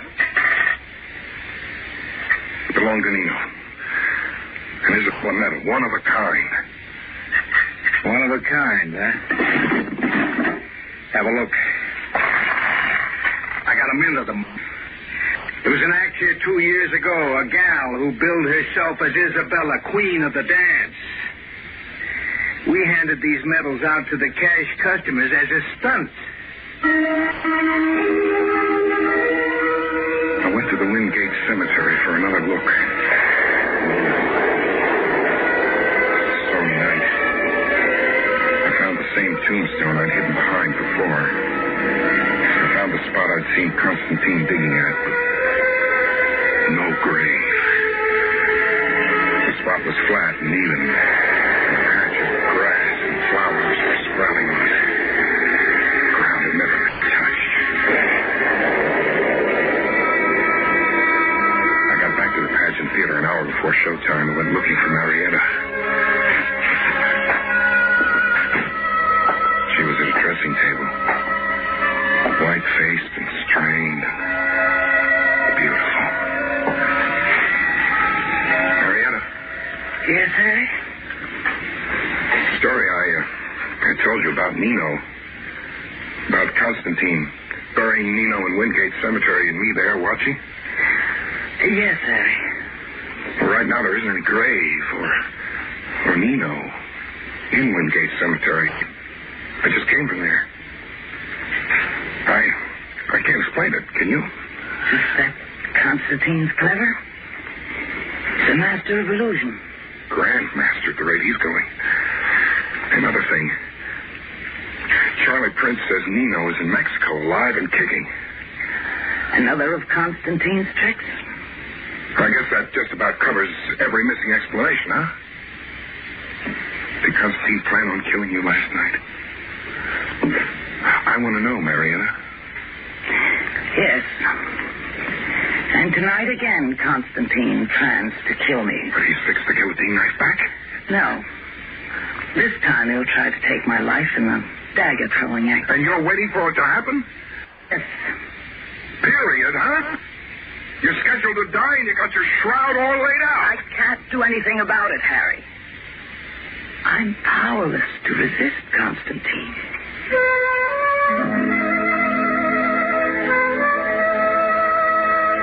Funny thing, I was in kind of a spell myself.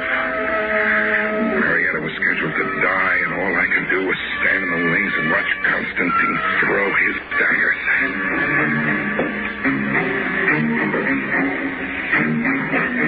The daggers bit into the wooden frame. I watched him hold the last dagger, and I could tell by his face that this was it. This was the dagger. It was going to be murder by accident. I didn't need old Anna pulling at my sleeve to tell me. His dagger goes to her heart.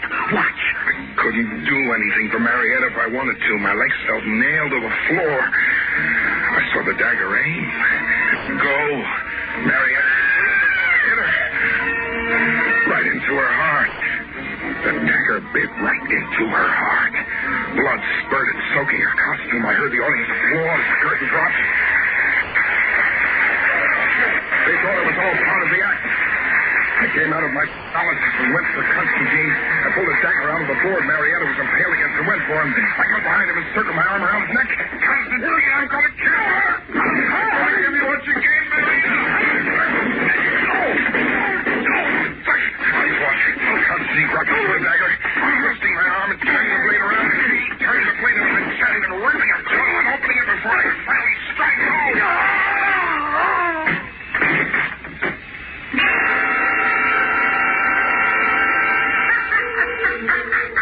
And then I heard her laugh at me. Marietta? Was Marietta? The old lady, Anna. Constantine's body, she was laughing. Also, some bet they made to pay off. I got it finally. I played Patsy and murdered Constantine the way Marietta wanted it. I'd been set up to do it, and I got it. Marietta read my eyes and confirmed it. Yeah, Harry. Yeah, you free me from Constantine. The way Constantine freed you from Nino. Yeah.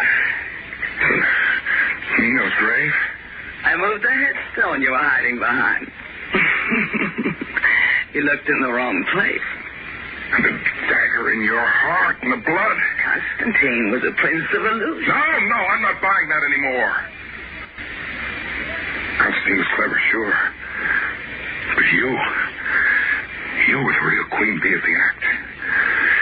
The illusion was your trick. You're the queen mother of illusion. Yes. The illusion was always my part of the trick. What happens to me? Don't you care? I care a little. Just a very little. Sure. Run. Run? Escape quickly. It's better to be a fugitive murderer than a captured one. Run, Harry. Run!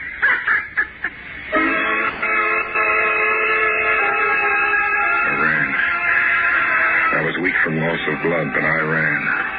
I got my chest sewed up where Constantine ripped a dagger across it. 40 stitches.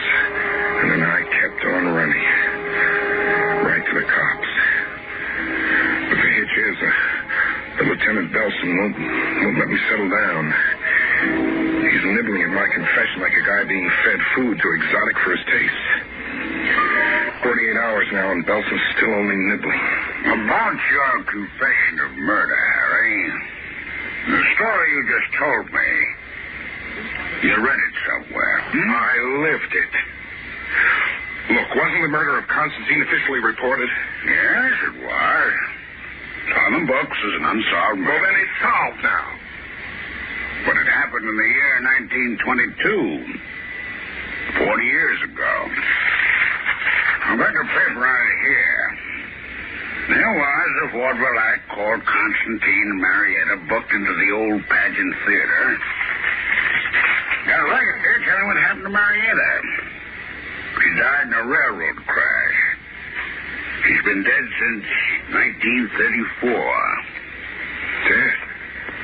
Pageant Theater was torn down 1932. 30 years ago. You still insist you're a pawn in the murder of a long-ago vaudevillian named Constantine? Yes, I do.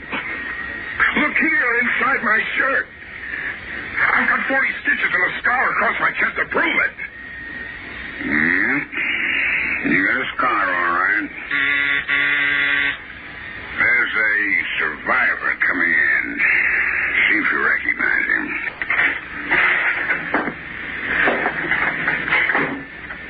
You know this man, Harry? Yeah, sure. It's Charlie Prince, but he's so old. 40 years older. He was 30 then. He's almost 70 now. Mr. Prince, do you know this man? Is he the one you told me about, Lieutenant? Yes, he's the one. Never saw him before. Never saw me before, Charlie. You hired me right off the sidewalk. You were nailing up a man wanted sign, and I applied right on the spot. Yeah? That's how it happened, all right. Way back. The lad came up and had me take down the sign right there. How could you know about that? Because I was the lad. Crazy, son. Crazy as a... What do you mean I'm crazy? Why are you both looking at me as if I am crazy? Harry, it all happened 40 years ago. Okay, so some things get lost in space. Some things never find their place in time. But it's all true. Is it? 40 years ago, Harry? How old are you now? How old? Don't bother answering. You're closer to your 25th birthday than you are to your 30th. Well, I don't even give him that much, Lieutenant. I say he's not a minute more than 21. Face up to it, Harry. You read the story somewhere and made it your own. Are you sure? Are you really sure it happened like that? Am I sure? Harry, of course I'm sure. Aren't you?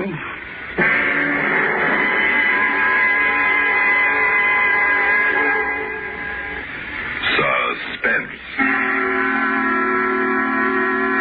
You have been listening to Memory of a Murder, starring Philip Sterling as Harry Jonas, and written especially for Suspense by John Robert.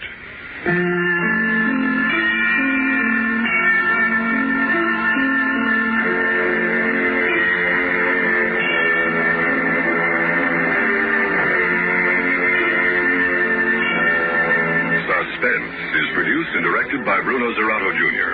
Music supervision by Ethel Huber. Heard in tonight's story were Connie Lemke as Marietta, Ralph Bell as Lieutenant Belson, Ethel Everett as Anna, James Monks as Constantine, and Blossom Zerby as Charlie Prince.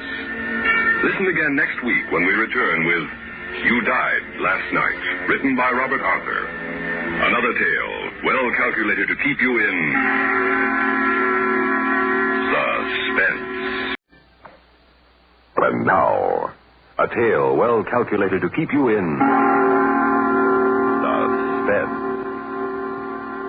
In a moment, Act One of You Died Last Night, starring Bob Reddick and Santos Ortega, and written especially for Suspense by Robert Arthur.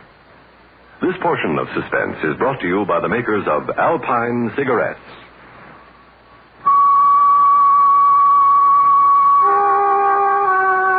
My name, Joe Prescott.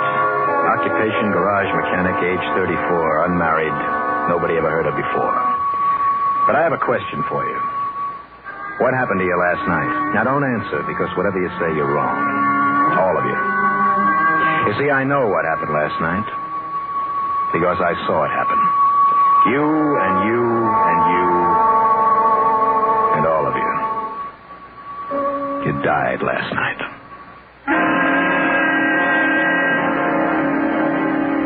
All right, let's start over. And don't bother to say I'm off my rocker. I'm going to tell you what happened. And I'm going to do my best to make all of you believe it, because if you don't, all of you, I got a pretty good idea you're going to die again some night soon.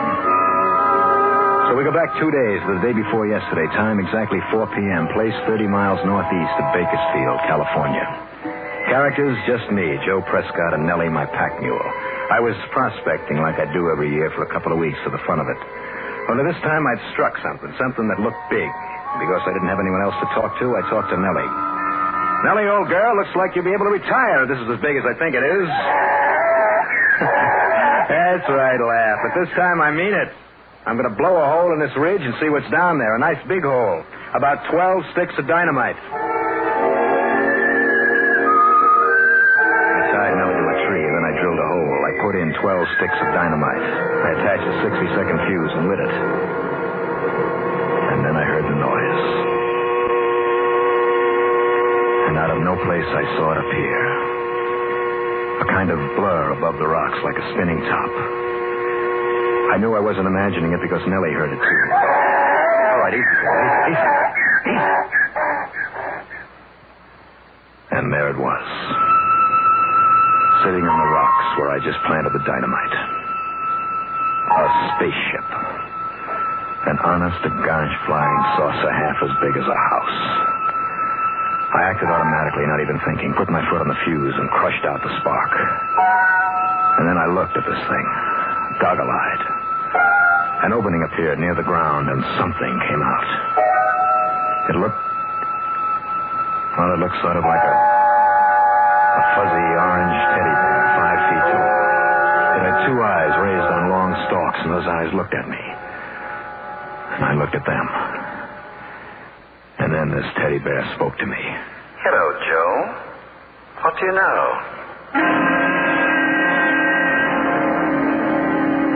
Sure, it sounds funny, but that's what this thing said to me. It's funny because there's a slang line that I use myself, and the teddy bear had just plucked it right out of my mind, along with all the other words that I knew. Please do not be frightened, Joe. I just want some information. I believed it. And I relaxed. The teddy bear nodded. That's better, Joe. How about coming inside the ship with me? I crawled inside, and he followed. The lens-like opening closed, and I was in, well, I suppose it was a control room. It had some dials, some screens like television screens, and a couple of overstuffed toadstools that turned out to be sort of chairs.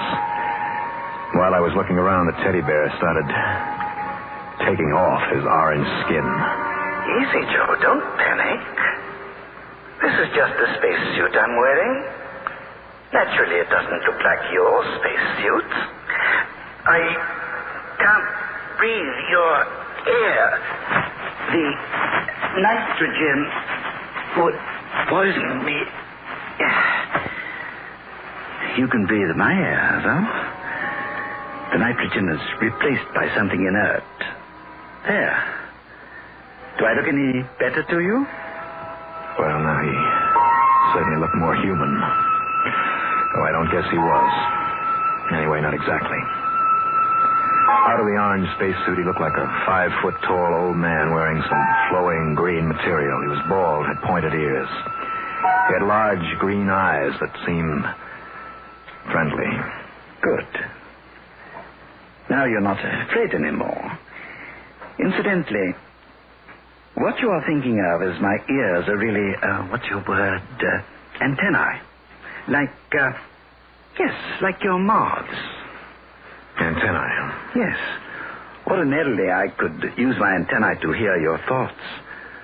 But your human thought pattern seems so different from ours that we'd better use speech. Now that I've picked enough words out of your mind, and, why don't you call me Tony? Joe? Mm-hmm. Sure. But Tony what? Just Tony. Short for Thonian. That's what we call ourselves, Thonians. Just as you call yourselves humans. So you're from outer space? Yes. About 15 light years away. And it seems I got here just in time. I don't get you. What do you mean, just in time? To take the necessary steps, Joe. Necessary steps for what?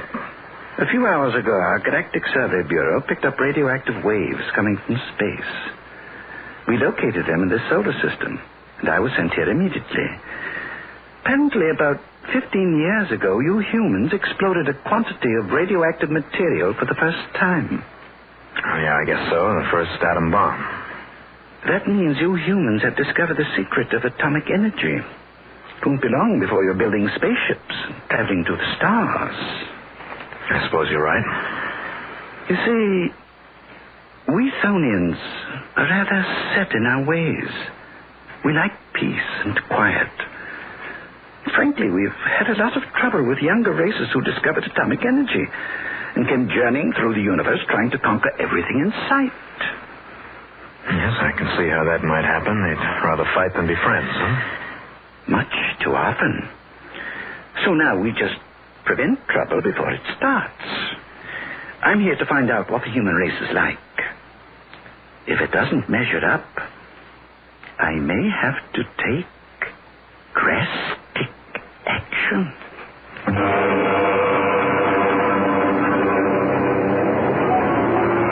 That's what he said. Drastic action. Meaning that if he didn't like our looks, he was going to destroy the human race before it could ever get dangerous to the Thonians. Now, Joe, you mustn't be upset. It may not come to that. I'm here to take corrective action, yes. But I can decide whether it will be mild, severe, or drastic. And what does mild mean? Oh, blow up all atomic energy installations. And what would drastic be? That would involve turning your world into a ball of flaming gas. That's nice. But it's hardly ever necessary. Oh, that's a consolation. So what is the other possibility? Severe measures? I'd say eradicate all large cities and towns. You mean wipe them out? Remove them from existence. And kill a few 100 million human beings? Oh, more than that. Reduce the population of the world to, say, 50 million people and let them rebuild. But believe me, Joe, it would be quick and painless. Oh, just like that, huh? Kill off most of the population and leave a few to rebuild? Really, it's not as bad as you think. You could think of it as, what's the word I want? Yes, as, pruning. You mean like fruit trees? Exactly.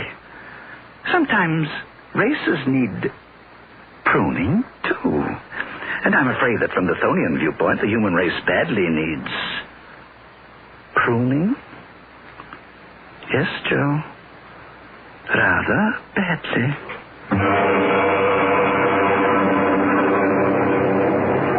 There you have it. Here was Tony, a representative of a super race from the stars, come to our Earth in a super spaceship to destroy us. And what could I do about it? Nothing. Now, I grabbed for the revolver that I always carry when I'm prospecting, but Tony turned those big green eyes on me and I froze, paralyzed like a statue. You see, Joe? You're helpless. Please accept the inevitable. It'll be better that way. Okay, Tony. What choice do I have? Well, what now? When do the festivities start? Festivities? Oh, you are being humorous. You mean when do I begin corrective measures? That's right. I suppose you have ray guns, bombs, stuff like that to do your dirty work? Joe, if only you wouldn't use words like dirty work. If you could just think of it as a necessary and helpful pruning. Yes, well, I can't. Let's keep it on a high plane. Suppose I say preventive measures. Well, it does sound better, I must admit. Well, to answer your questions, I do have a store of bombs. Very small, but very efficient. I don't carry any armaments as such. My ship is very light and delicate. It's built for speed, not for fighting. But then, we Tholians haven't had to fight anyone for the last 1,000,000 years. Killed off the opposition before it got started, huh? I guess you could put it that way. Later, the other races we dealt with have grown up to be mature and peaceable. So there are no wars, interplanetary or otherwise. I get the picture. I don't say I like it, but I get it. Splendid. I'm favorably impressed by your quickness, Joe. Perhaps the human race is better than I think. But now let's start out on our tour of inspection. Inspection? Of your Earth. I have to make it before I decide what preventive measures to take. Mild, severe, or drastic.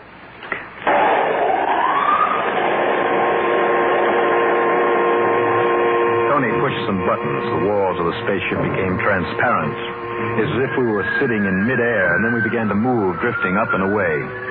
I saw Nellie, my pack mule, raise her head and hee-haw after us. And then we were zipping over the mountains until they were only a blur under us. I began to ask Tony questions about how the ship worked, looking for an angle, anything that might help. Tony, did you say that it was only a few hours ago that your race first knew an atomic bomb had been set off on Earth? 4 hours and, let me see, 48 minutes by your time, Joe. And you covered 15 light years in under 5 hours? How could you do that? I thought nobody could travel faster than the speed of light. They can't, Joe. But you see, this ship travels both in space and in time. Travels in time? When I have a long trip to make, I start the space drive and set the automatic pilot. Then I turn the time control forward to the estimated duration of the trip. And there I am, at my destination. Well, that way you can do a year's traveling in a second. More or less. Time travel is a little tricky, but very convenient for long-distance travel. Yes, plenty convenient. But can you travel backwards in time? Yes. The process is reversible. We could go back to that instant when you first saw the ship, if we wanted to. And would I be standing there looking at you the way I was? No, you'd be inside the ship, because you are now. So the past would be changed. Going backwards is a bit tricky, you see. We seldom do it. Now, Tony. Yes? Now, let me see. If I've got this straight, back on your planet, 15 years have passed since you left? That's correct. And 15 more will pass before I get back, Joe. You humans are intelligent. And rather likable, judging from you. I do hope I won't have to take drastic measures on your world.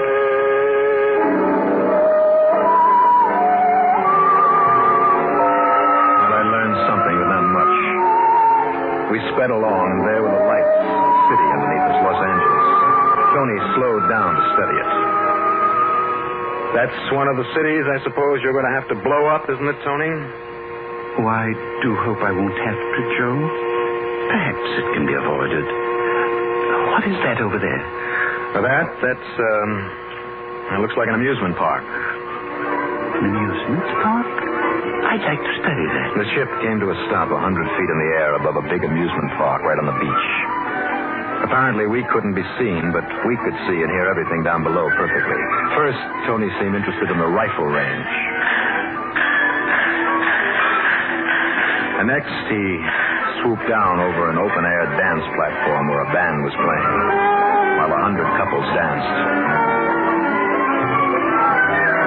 Well, Tony, there you are. Human beings, enjoying themselves, having fun. Having fun. Yes, your race has still the capacity to enjoy itself. We Thonians are very serious, I'm afraid. And you still think we're so bad, we humans? Joe, I never said you were bad. But you may be dangerous. It's my job to find out. Now let us see some more of your world. He pushed a button and the saucer leaped eastward across the continent. Beneath us, the mountains, the plains, the farmlands, forests, the lakes, and cities. Tony kept pushing buttons, and I asked him what he was doing. Why, Joe, I'm making a record. Sort of, what's your word? Yes, movie. A record of life on your world for our scientists to study. I thought you said it was up to you to make the decision whether or not, you were going to take action. Oh, it is. This record is in case I do take action. Then, 1,000 years from now, our scientists can study these records and see if the new world you build after I finish pruning, shall we say, is better than the old one.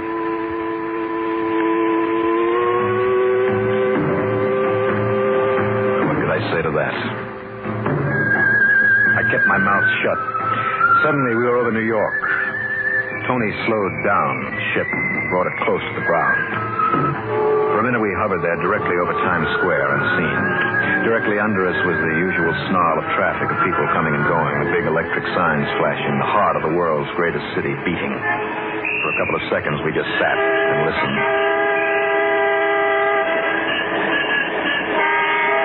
What energy your people have, Joe.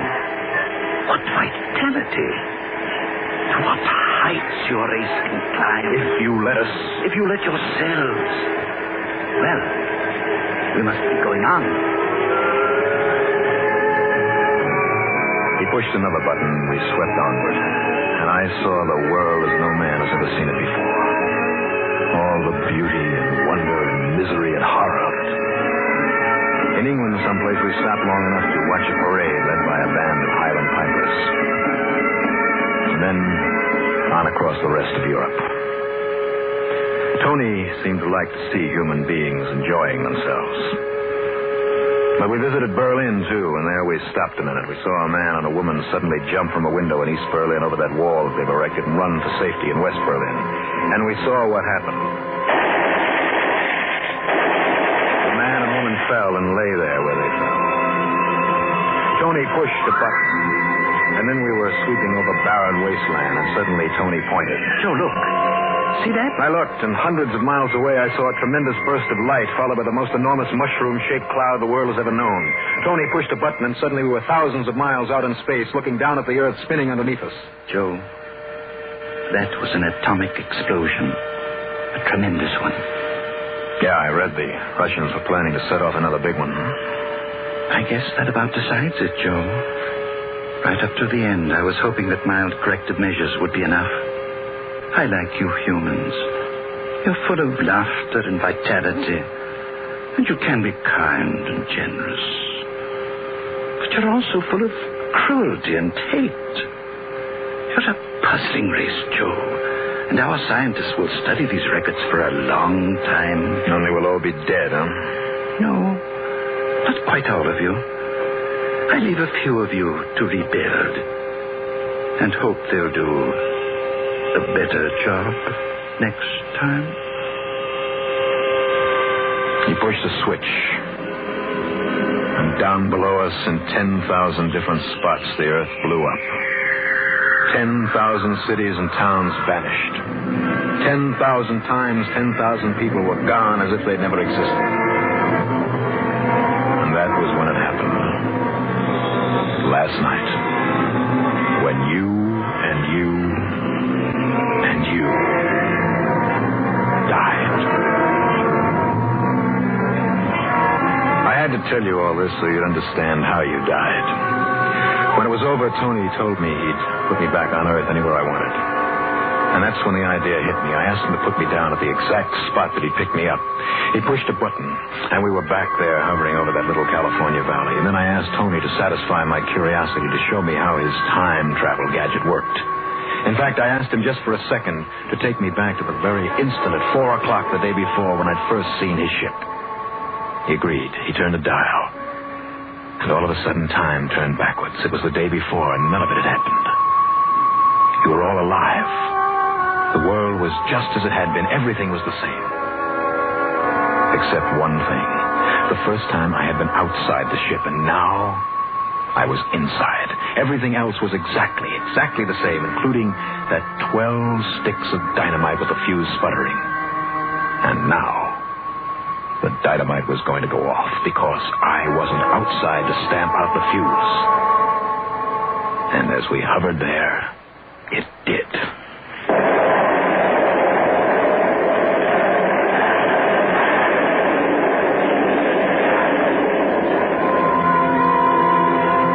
Explosion had ripped Tony's spaceship open, blew me out through a rip in the wall, and as I lay dazed on the ground, I saw the Thonian spaceship go spinning wildly around up into the sky and out into space, and I knew Tony must be dead, because his ship was a wreck. He'd have no air. So I'd fix things. The world was okay. We were all still alive. I'd tricked Tony. He hadn't known about the dynamite. All right. There you have it. The whole story. How you died last night and why you're still alive now. I had a broken ankle and a lot of bruises, but I rode Nellie back to town and told my story. And they laughed at me.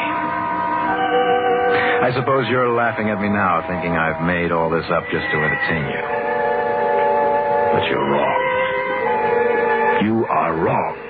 Because out there in the stars is a race that doesn't think that we can be trusted.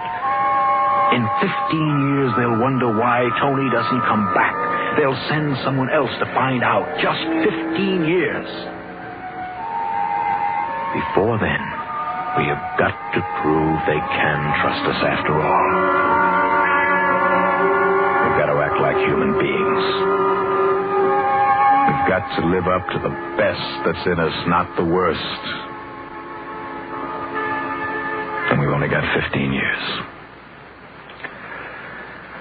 I only hope we can do it in time.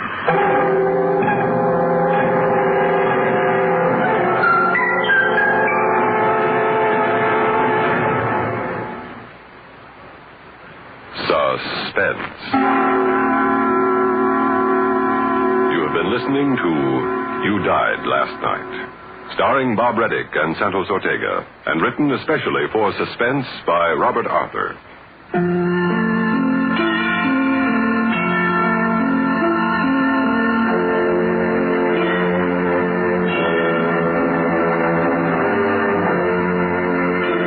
Suspense is produced and directed by Bruno Zerato Jr. Music supervision by Ethel Huber. Sound patterns by Joseph Cabibbo. Listen again next week when we return with Let There Be Light, written by Urban Lewis. Another tale well calculated to keep you in suspense.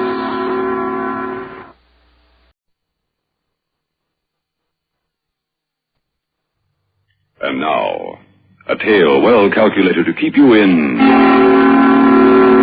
suspense. In a moment, Act One of Let There Be Light, starring Ivor Francis, and written especially for Suspense by Irwin Lewis.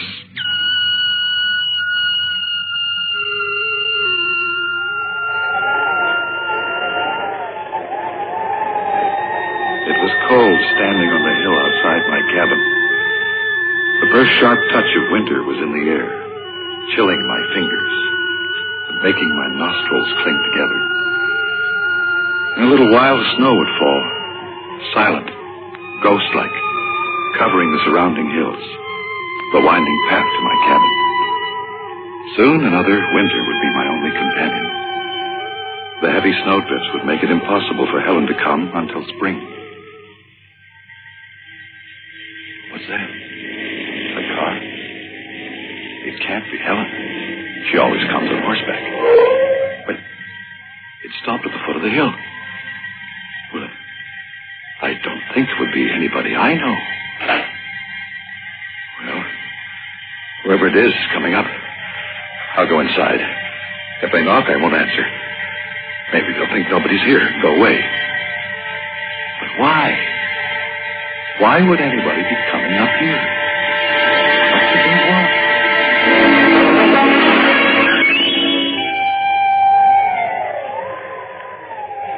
Boy, it's cold. That wind is cutting through me like a knife. Oh, will you stop complaining? At least you're wearing a top coat. This fur piece of mine wouldn't keep a rabbit warm. Oh, my feet are frozen. This is a waste of time, Gloria. Nobody's fool enough to live at the top of this hill. There's smoke coming out of the chimney. Huh? Yeah, you're right. Okay, this has got to be it.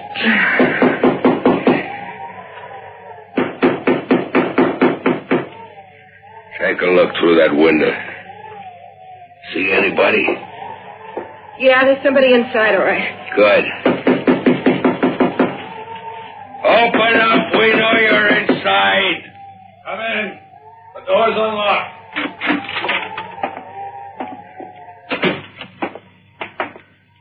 Why the devil didn't you answer right away? He has a hard voice. I don't like him. Whoever he is, I don't like him at all. I don't think I know you. What do you want? Now, look, that's no example of Western hospitality. We're strangers. You should invite us in with open arms, kid, instead of just standing there in the corner. We're cold. You should ask us to warm up by the fire. In fact, if you don't mind, I'm going to take advantage of that stove right now. I'm half frozen. Oh, boy, that feels better. And that coffee smells good. How about a cup, huh? Help yourself. Now, that's not being a gentleman, is it, Sam? Shut up, Gloria. You talk too much. There's your coffee. No sugar, no cream? Here. Thanks. Don't get too comfortable, Gloria. We're not staying long. Kid, you live here? That's right. All alone? Yeah. Who are you? My name is Shelby, Sam Shelby. This is my friend, Gloria Jackman. What's your name? Bill Dennison. Well, what do you want? Information, kid. Right, Sam? She's younger than he is. Her voice isn't very pleasant either. Yeah, they're two of a kind. Look, what do I know that would interest you? A plane cracked up near here night before last. Did you see it? No. Were you here when it crashed? Yes, I'm always here. And you had to see it. It's no more than half a mile from the foot of this hill. I was here, I told you. I heard it crash, but I didn't see it. You're lying to me. You had to Sam, see it. take it easy. Now, listen, kid, I'll tell you how it is. You see, a friend of ours was flying that plane down to Mexico.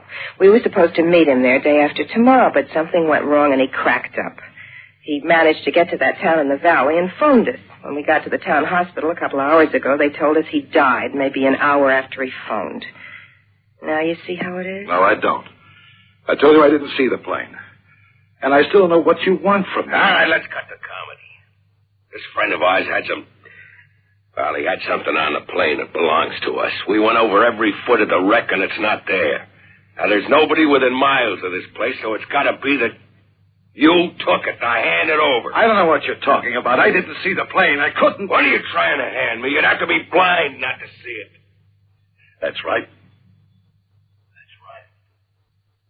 I don't believe you.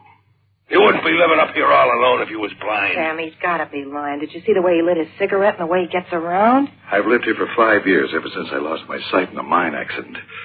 I know every inch of this room. I still say you're lying. There's one way to find out. Take off those glasses. No. All right, then I'll take them off. Don't touch me. There. Oh.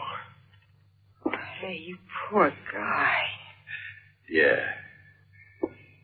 I must be a beautiful sight with two black pits where my eyes should be, huh? At least I'm luckier than you. I can't see what I look like. Now, give me my glasses. Sure, here, kid. Sorry. Now, will you get out of here? Yeah. Come on, Gloria, and this kid's got nothing for us. Sorry, kid, honest. I'll, see you around sometime. Sam, it's snowing like crazy. I can't go out like this. I'll die of pneumonia. All right. Here, put this on. That belongs to the kid. What is it? What are you taking? Your Mackinaw. Here's $50. Putting it on the table, kid. That'll buy you half a dozen coats. Now put that Mackinaw on, Gloria, and let's get out of here. What? What's that? Sounded like a horse. Helen. Who? It might be Helen Prescott. She's a girl I know from the town. Once in a while she comes up here, but I didn't expect her. I was hoping... Oh, Helen, why? Why did you have to come now? Another minute and they would have gone. Gloria, look out the window, see if anyone's coming up the path. Well? Hard to see. It's getting kind of dark. Wait a minute. Yeah, there's a horse coming up, and somebody's on it. They're going around the cabin. Why would she do that? There's a shed in the back. Helen leaves the horse in there in bad weather. She'll be coming in the door in a minute. Maybe you're telling the truth, or maybe you're not. I don't take chances. Gloria, get over there in the corner. I'll stand behind the door. And listen, kid, you can't see me, but I'm telling you. I got a gun in my pocket. One phony move, and I shoot. Why'd you lock the door? Playing it safe until I know it's outside. But I told you it's only Helen. Shut up. Now ask who it is. Who's there? It's me, Bill. Open the door. I'll do it. You stay where you are. Bill, why did you bolt the door? You never... Oh, I didn't know you had visitors. Hello, Miss Prescott. You know me? Your boyfriend has been talking about you. I'm Sam Shelby. This is Miss Jackman. How do you do? Hi. If I'm interrupting anything, Bill... They were just leaving, Helen. Yeah, that's right. Thanks for the coffee, kid. Too bad you... Well, you know what I mean. Yeah, it's too bad, but that's life, huh? Are you all right, Bill? Of course I'm all right. Why shouldn't I be? I was worried about you. When I heard the weather report about the blizzard, I thought I'd better get up here. Why? I don't need anything. I didn't mean it that way. I thought you might like company. My company. Why? So you could pity me? I don't want your pity, Helen. Yeah, let's shove off, Gloria. So long, kid. Sorry we couldn't do business. But you sure couldn't have gone to that plane. The wreck at the foot of the hill? That's it. Of course he could have if he'd wanted to. Helen, what are you handing me? You don't seem to realize that there's very little Bill can't do. He can get along as well as anybody in most things. If I could only get him to realize Shut that. up, Helen. Well, Bill, you know how I feel. I've told Helen, you and told please, you. stop talking. Sam, do you think... I don't know. This could be the craziest thing in the world. But we're not missing any bets. Sit down, Gloria. Take off that coat. We're not leaving yet. Bill, what are they talking about? I don't know. All right, let's have a little quiz game. I'll ask the questions, and you better have the right answers. We'll start with you, lady. What do you know about that wrecked plane? Only what the town knows. It evidently crashed night before last. The pilot called to town this morning. Although how he ever made it, injured as he was a miracle. He told the hospital he was the only one in the plane. With the storm threatening, there seemed no point in sending out a party for an empty plane. They decided to wait until later. What else do you know? Well, the pilot phoned New York from the hospital. He told the doctors he was calling some friends. Then he died. I thought you two were going. Look, I know this kind of weather. The blizzard will get worse. You take my Mackinaw and go before it's too late. Just a couple more questions, kid. Told you before, I couldn't see that plane. Yeah, that's right. But you didn't have to see it. You could have scrambled down that path like a mountain goat and poked around that plane. Your fingers could have been your eyes. And you could have found something without seeing it. Like you do here. But why would I do that? What do you want? I told you. Information. Your boyfriend here isn't as helpless as he looks. He gets around. Of course he does. Helen, shut up. Bill. Hey, it's getting dark. Is there a light in here? The oil lamp's on the table. Helen, you know where the matches are. Now I can see. I didn't realize how dark it was. Now let's talk business. Kid, there was something on that plane that belonged to me. Give it to me, I'll make it worth your while. I don't want to get rough with you. Go away. Take the Mackinac and get out of here. You little punk, you're stalling. Sam, wait a minute. Now, Billy, boy, if you found anything on that plane, why don't you give it to us? You'll be saving yourself a lot of trouble, believe me. Leave me alone. Okay, kid, you had your chance. Now I'm going to pound the truth out of you. Keep your hand off him. You don't have to hit the kid, do you? What do you want me to do, burp him? He went to the plane. I'm positive he did. Did you? All right. I went to the plane. Yeah, I knew it. I heard the crash the other night, like I said. I didn't know what it was first, but I went down the hill. Naturally, it took me a long time. By the time I got there, the pilot was gone. At least I didn't find anybody. But you did find something. No. I just made sure nobody was in the plane. Then I came back here. There wasn't anything else I could do. You're lying. You gotta be lying. There was $100,000 in uncut diamonds on that plane when it crashed. Diamonds? Yeah. They weren't among Pete's effects, and they weren't in the plane. Now, you admitted you went down to the wreck. So you found the diamonds, and I want them. No, I remember. I read about it. You stole the diamonds. That's right, baby. So what? They were part of a shipment from Belgium. Before they got to the diamond cutters, we got them nice and clean. We had it all figured out. The cops were on to me, so I sent Pete ahead to Mexico with the diamonds. Glory and me were going to follow. Yeah, I had it figured great, all right. Except for the crack-up. There's your last chance, kid. I count to 3, and then I start taking you apart. 1. He doesn't have the diamonds. Can't you see? He's telling the truth. 2. Listen, kid, if you're smart, you'll cough up the stones. Sam can be pretty mean when he gets mad. 3. Let go of me! Keep away, sister. You got him, haven't you? Yes. Yeah. I got him. I knew it. Why didn't you admit it sooner, kid? You were only asking for trouble. I would have given them to you right away. What good are they to me? But I was afraid. I figured once you got them, you wouldn't want me around to tell the police, so you'd have to kill me. Now, why would we do a thing like that? Sure, kid, you didn't have to worry. Now be a good boy and hand over the stones, and we'll leave you two alone. We've wasted enough time already. It's dark out. We've got a long way to go tonight. Bill, you can't give them the diamonds. You know they'll get rid of you once you do. Shut up, sister. So what do you want me to do, Helen? Fight? Yeah, that's a laugh. Do I punch the air and hope I hit somebody? Yes. Pity yourself, Bill. Retreat into your shell so they can pull you out and slaughter you. Then everyone will say, poor Bill, wasn't it a shame, and him so helpless. Such terrible people to do such a thing. Shut up, can't you? No, I won't shut up. You're not going to give them the diamonds, Bill. I don't want them. No, but you want your life. And I want you to be able to live with yourself again. That's enough now. I don't know what you're up to, sister, but we had enough talk. Bill, listen to me. The kitchen knife is at your right hand on the table. What?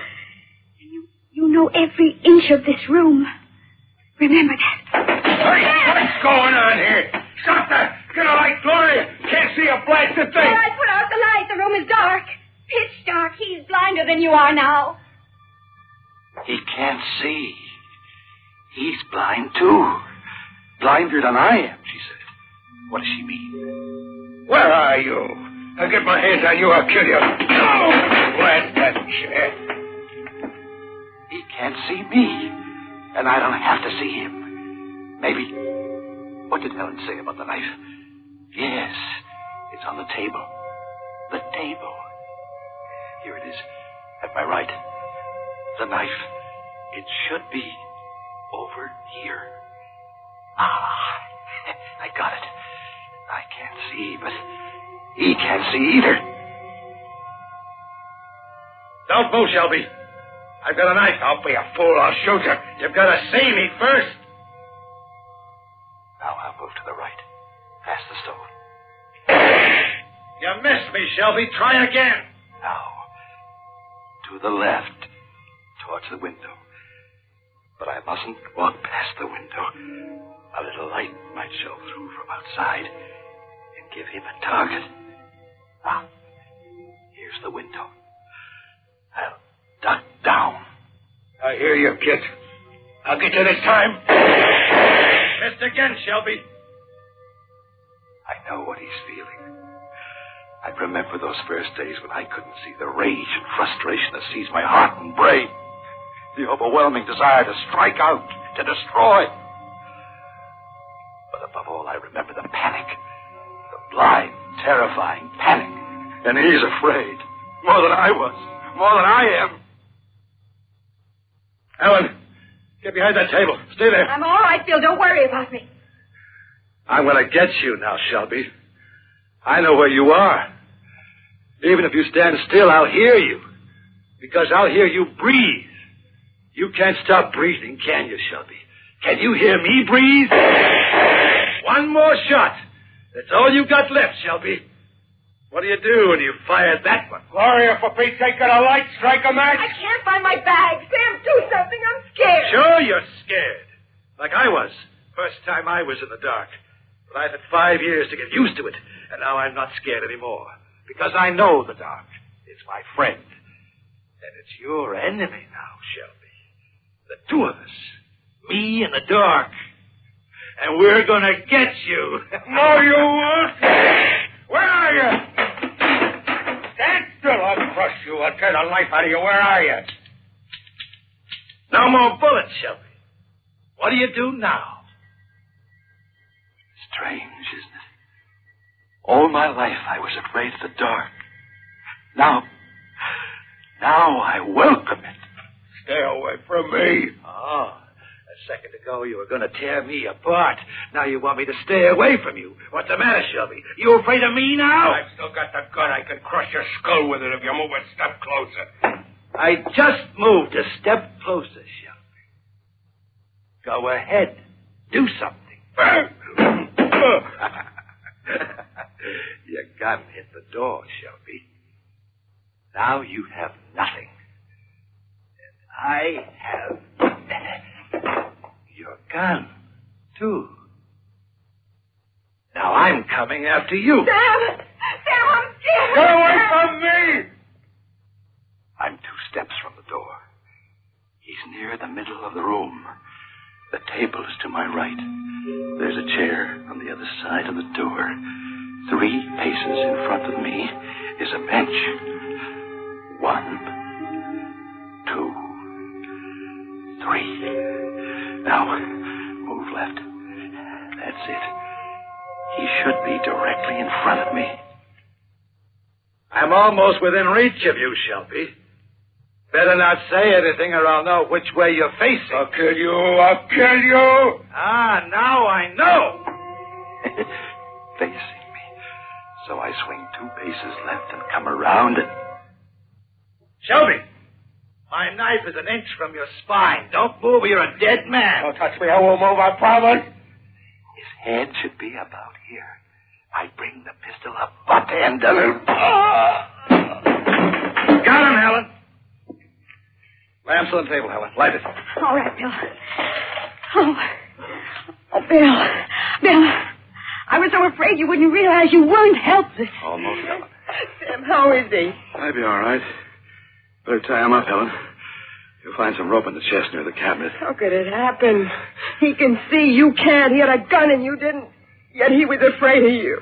No. He was afraid of the dark. I know what that means.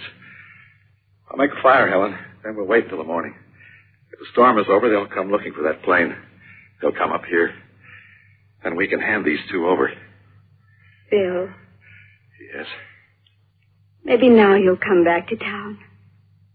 Maybe now you'll understand it wasn't pity made me come here. Yes. I think I do. By the way, Bill, do you really have the diamonds? Yes. And that's the funny part of it. He could have taken them all the time, and he didn't know it. What do you mean? They're in the pocket of my Mackinaw.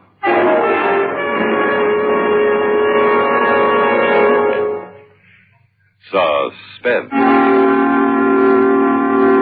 You have been listening to Let There Be Light, starring Ivor Francis. and written especially for Suspense by Erwin Lewis.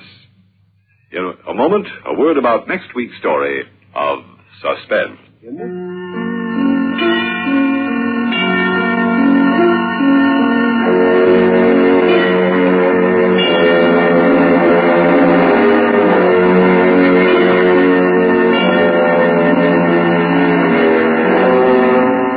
Suspense is produced and directed by Bruno Zerato, Jr. Music supervision by Ethel Huber. Sound patterns by Joseph Cabibbo. Heard in tonight's story were Terry Keane as Gloria and Jean Gillespie as Helen.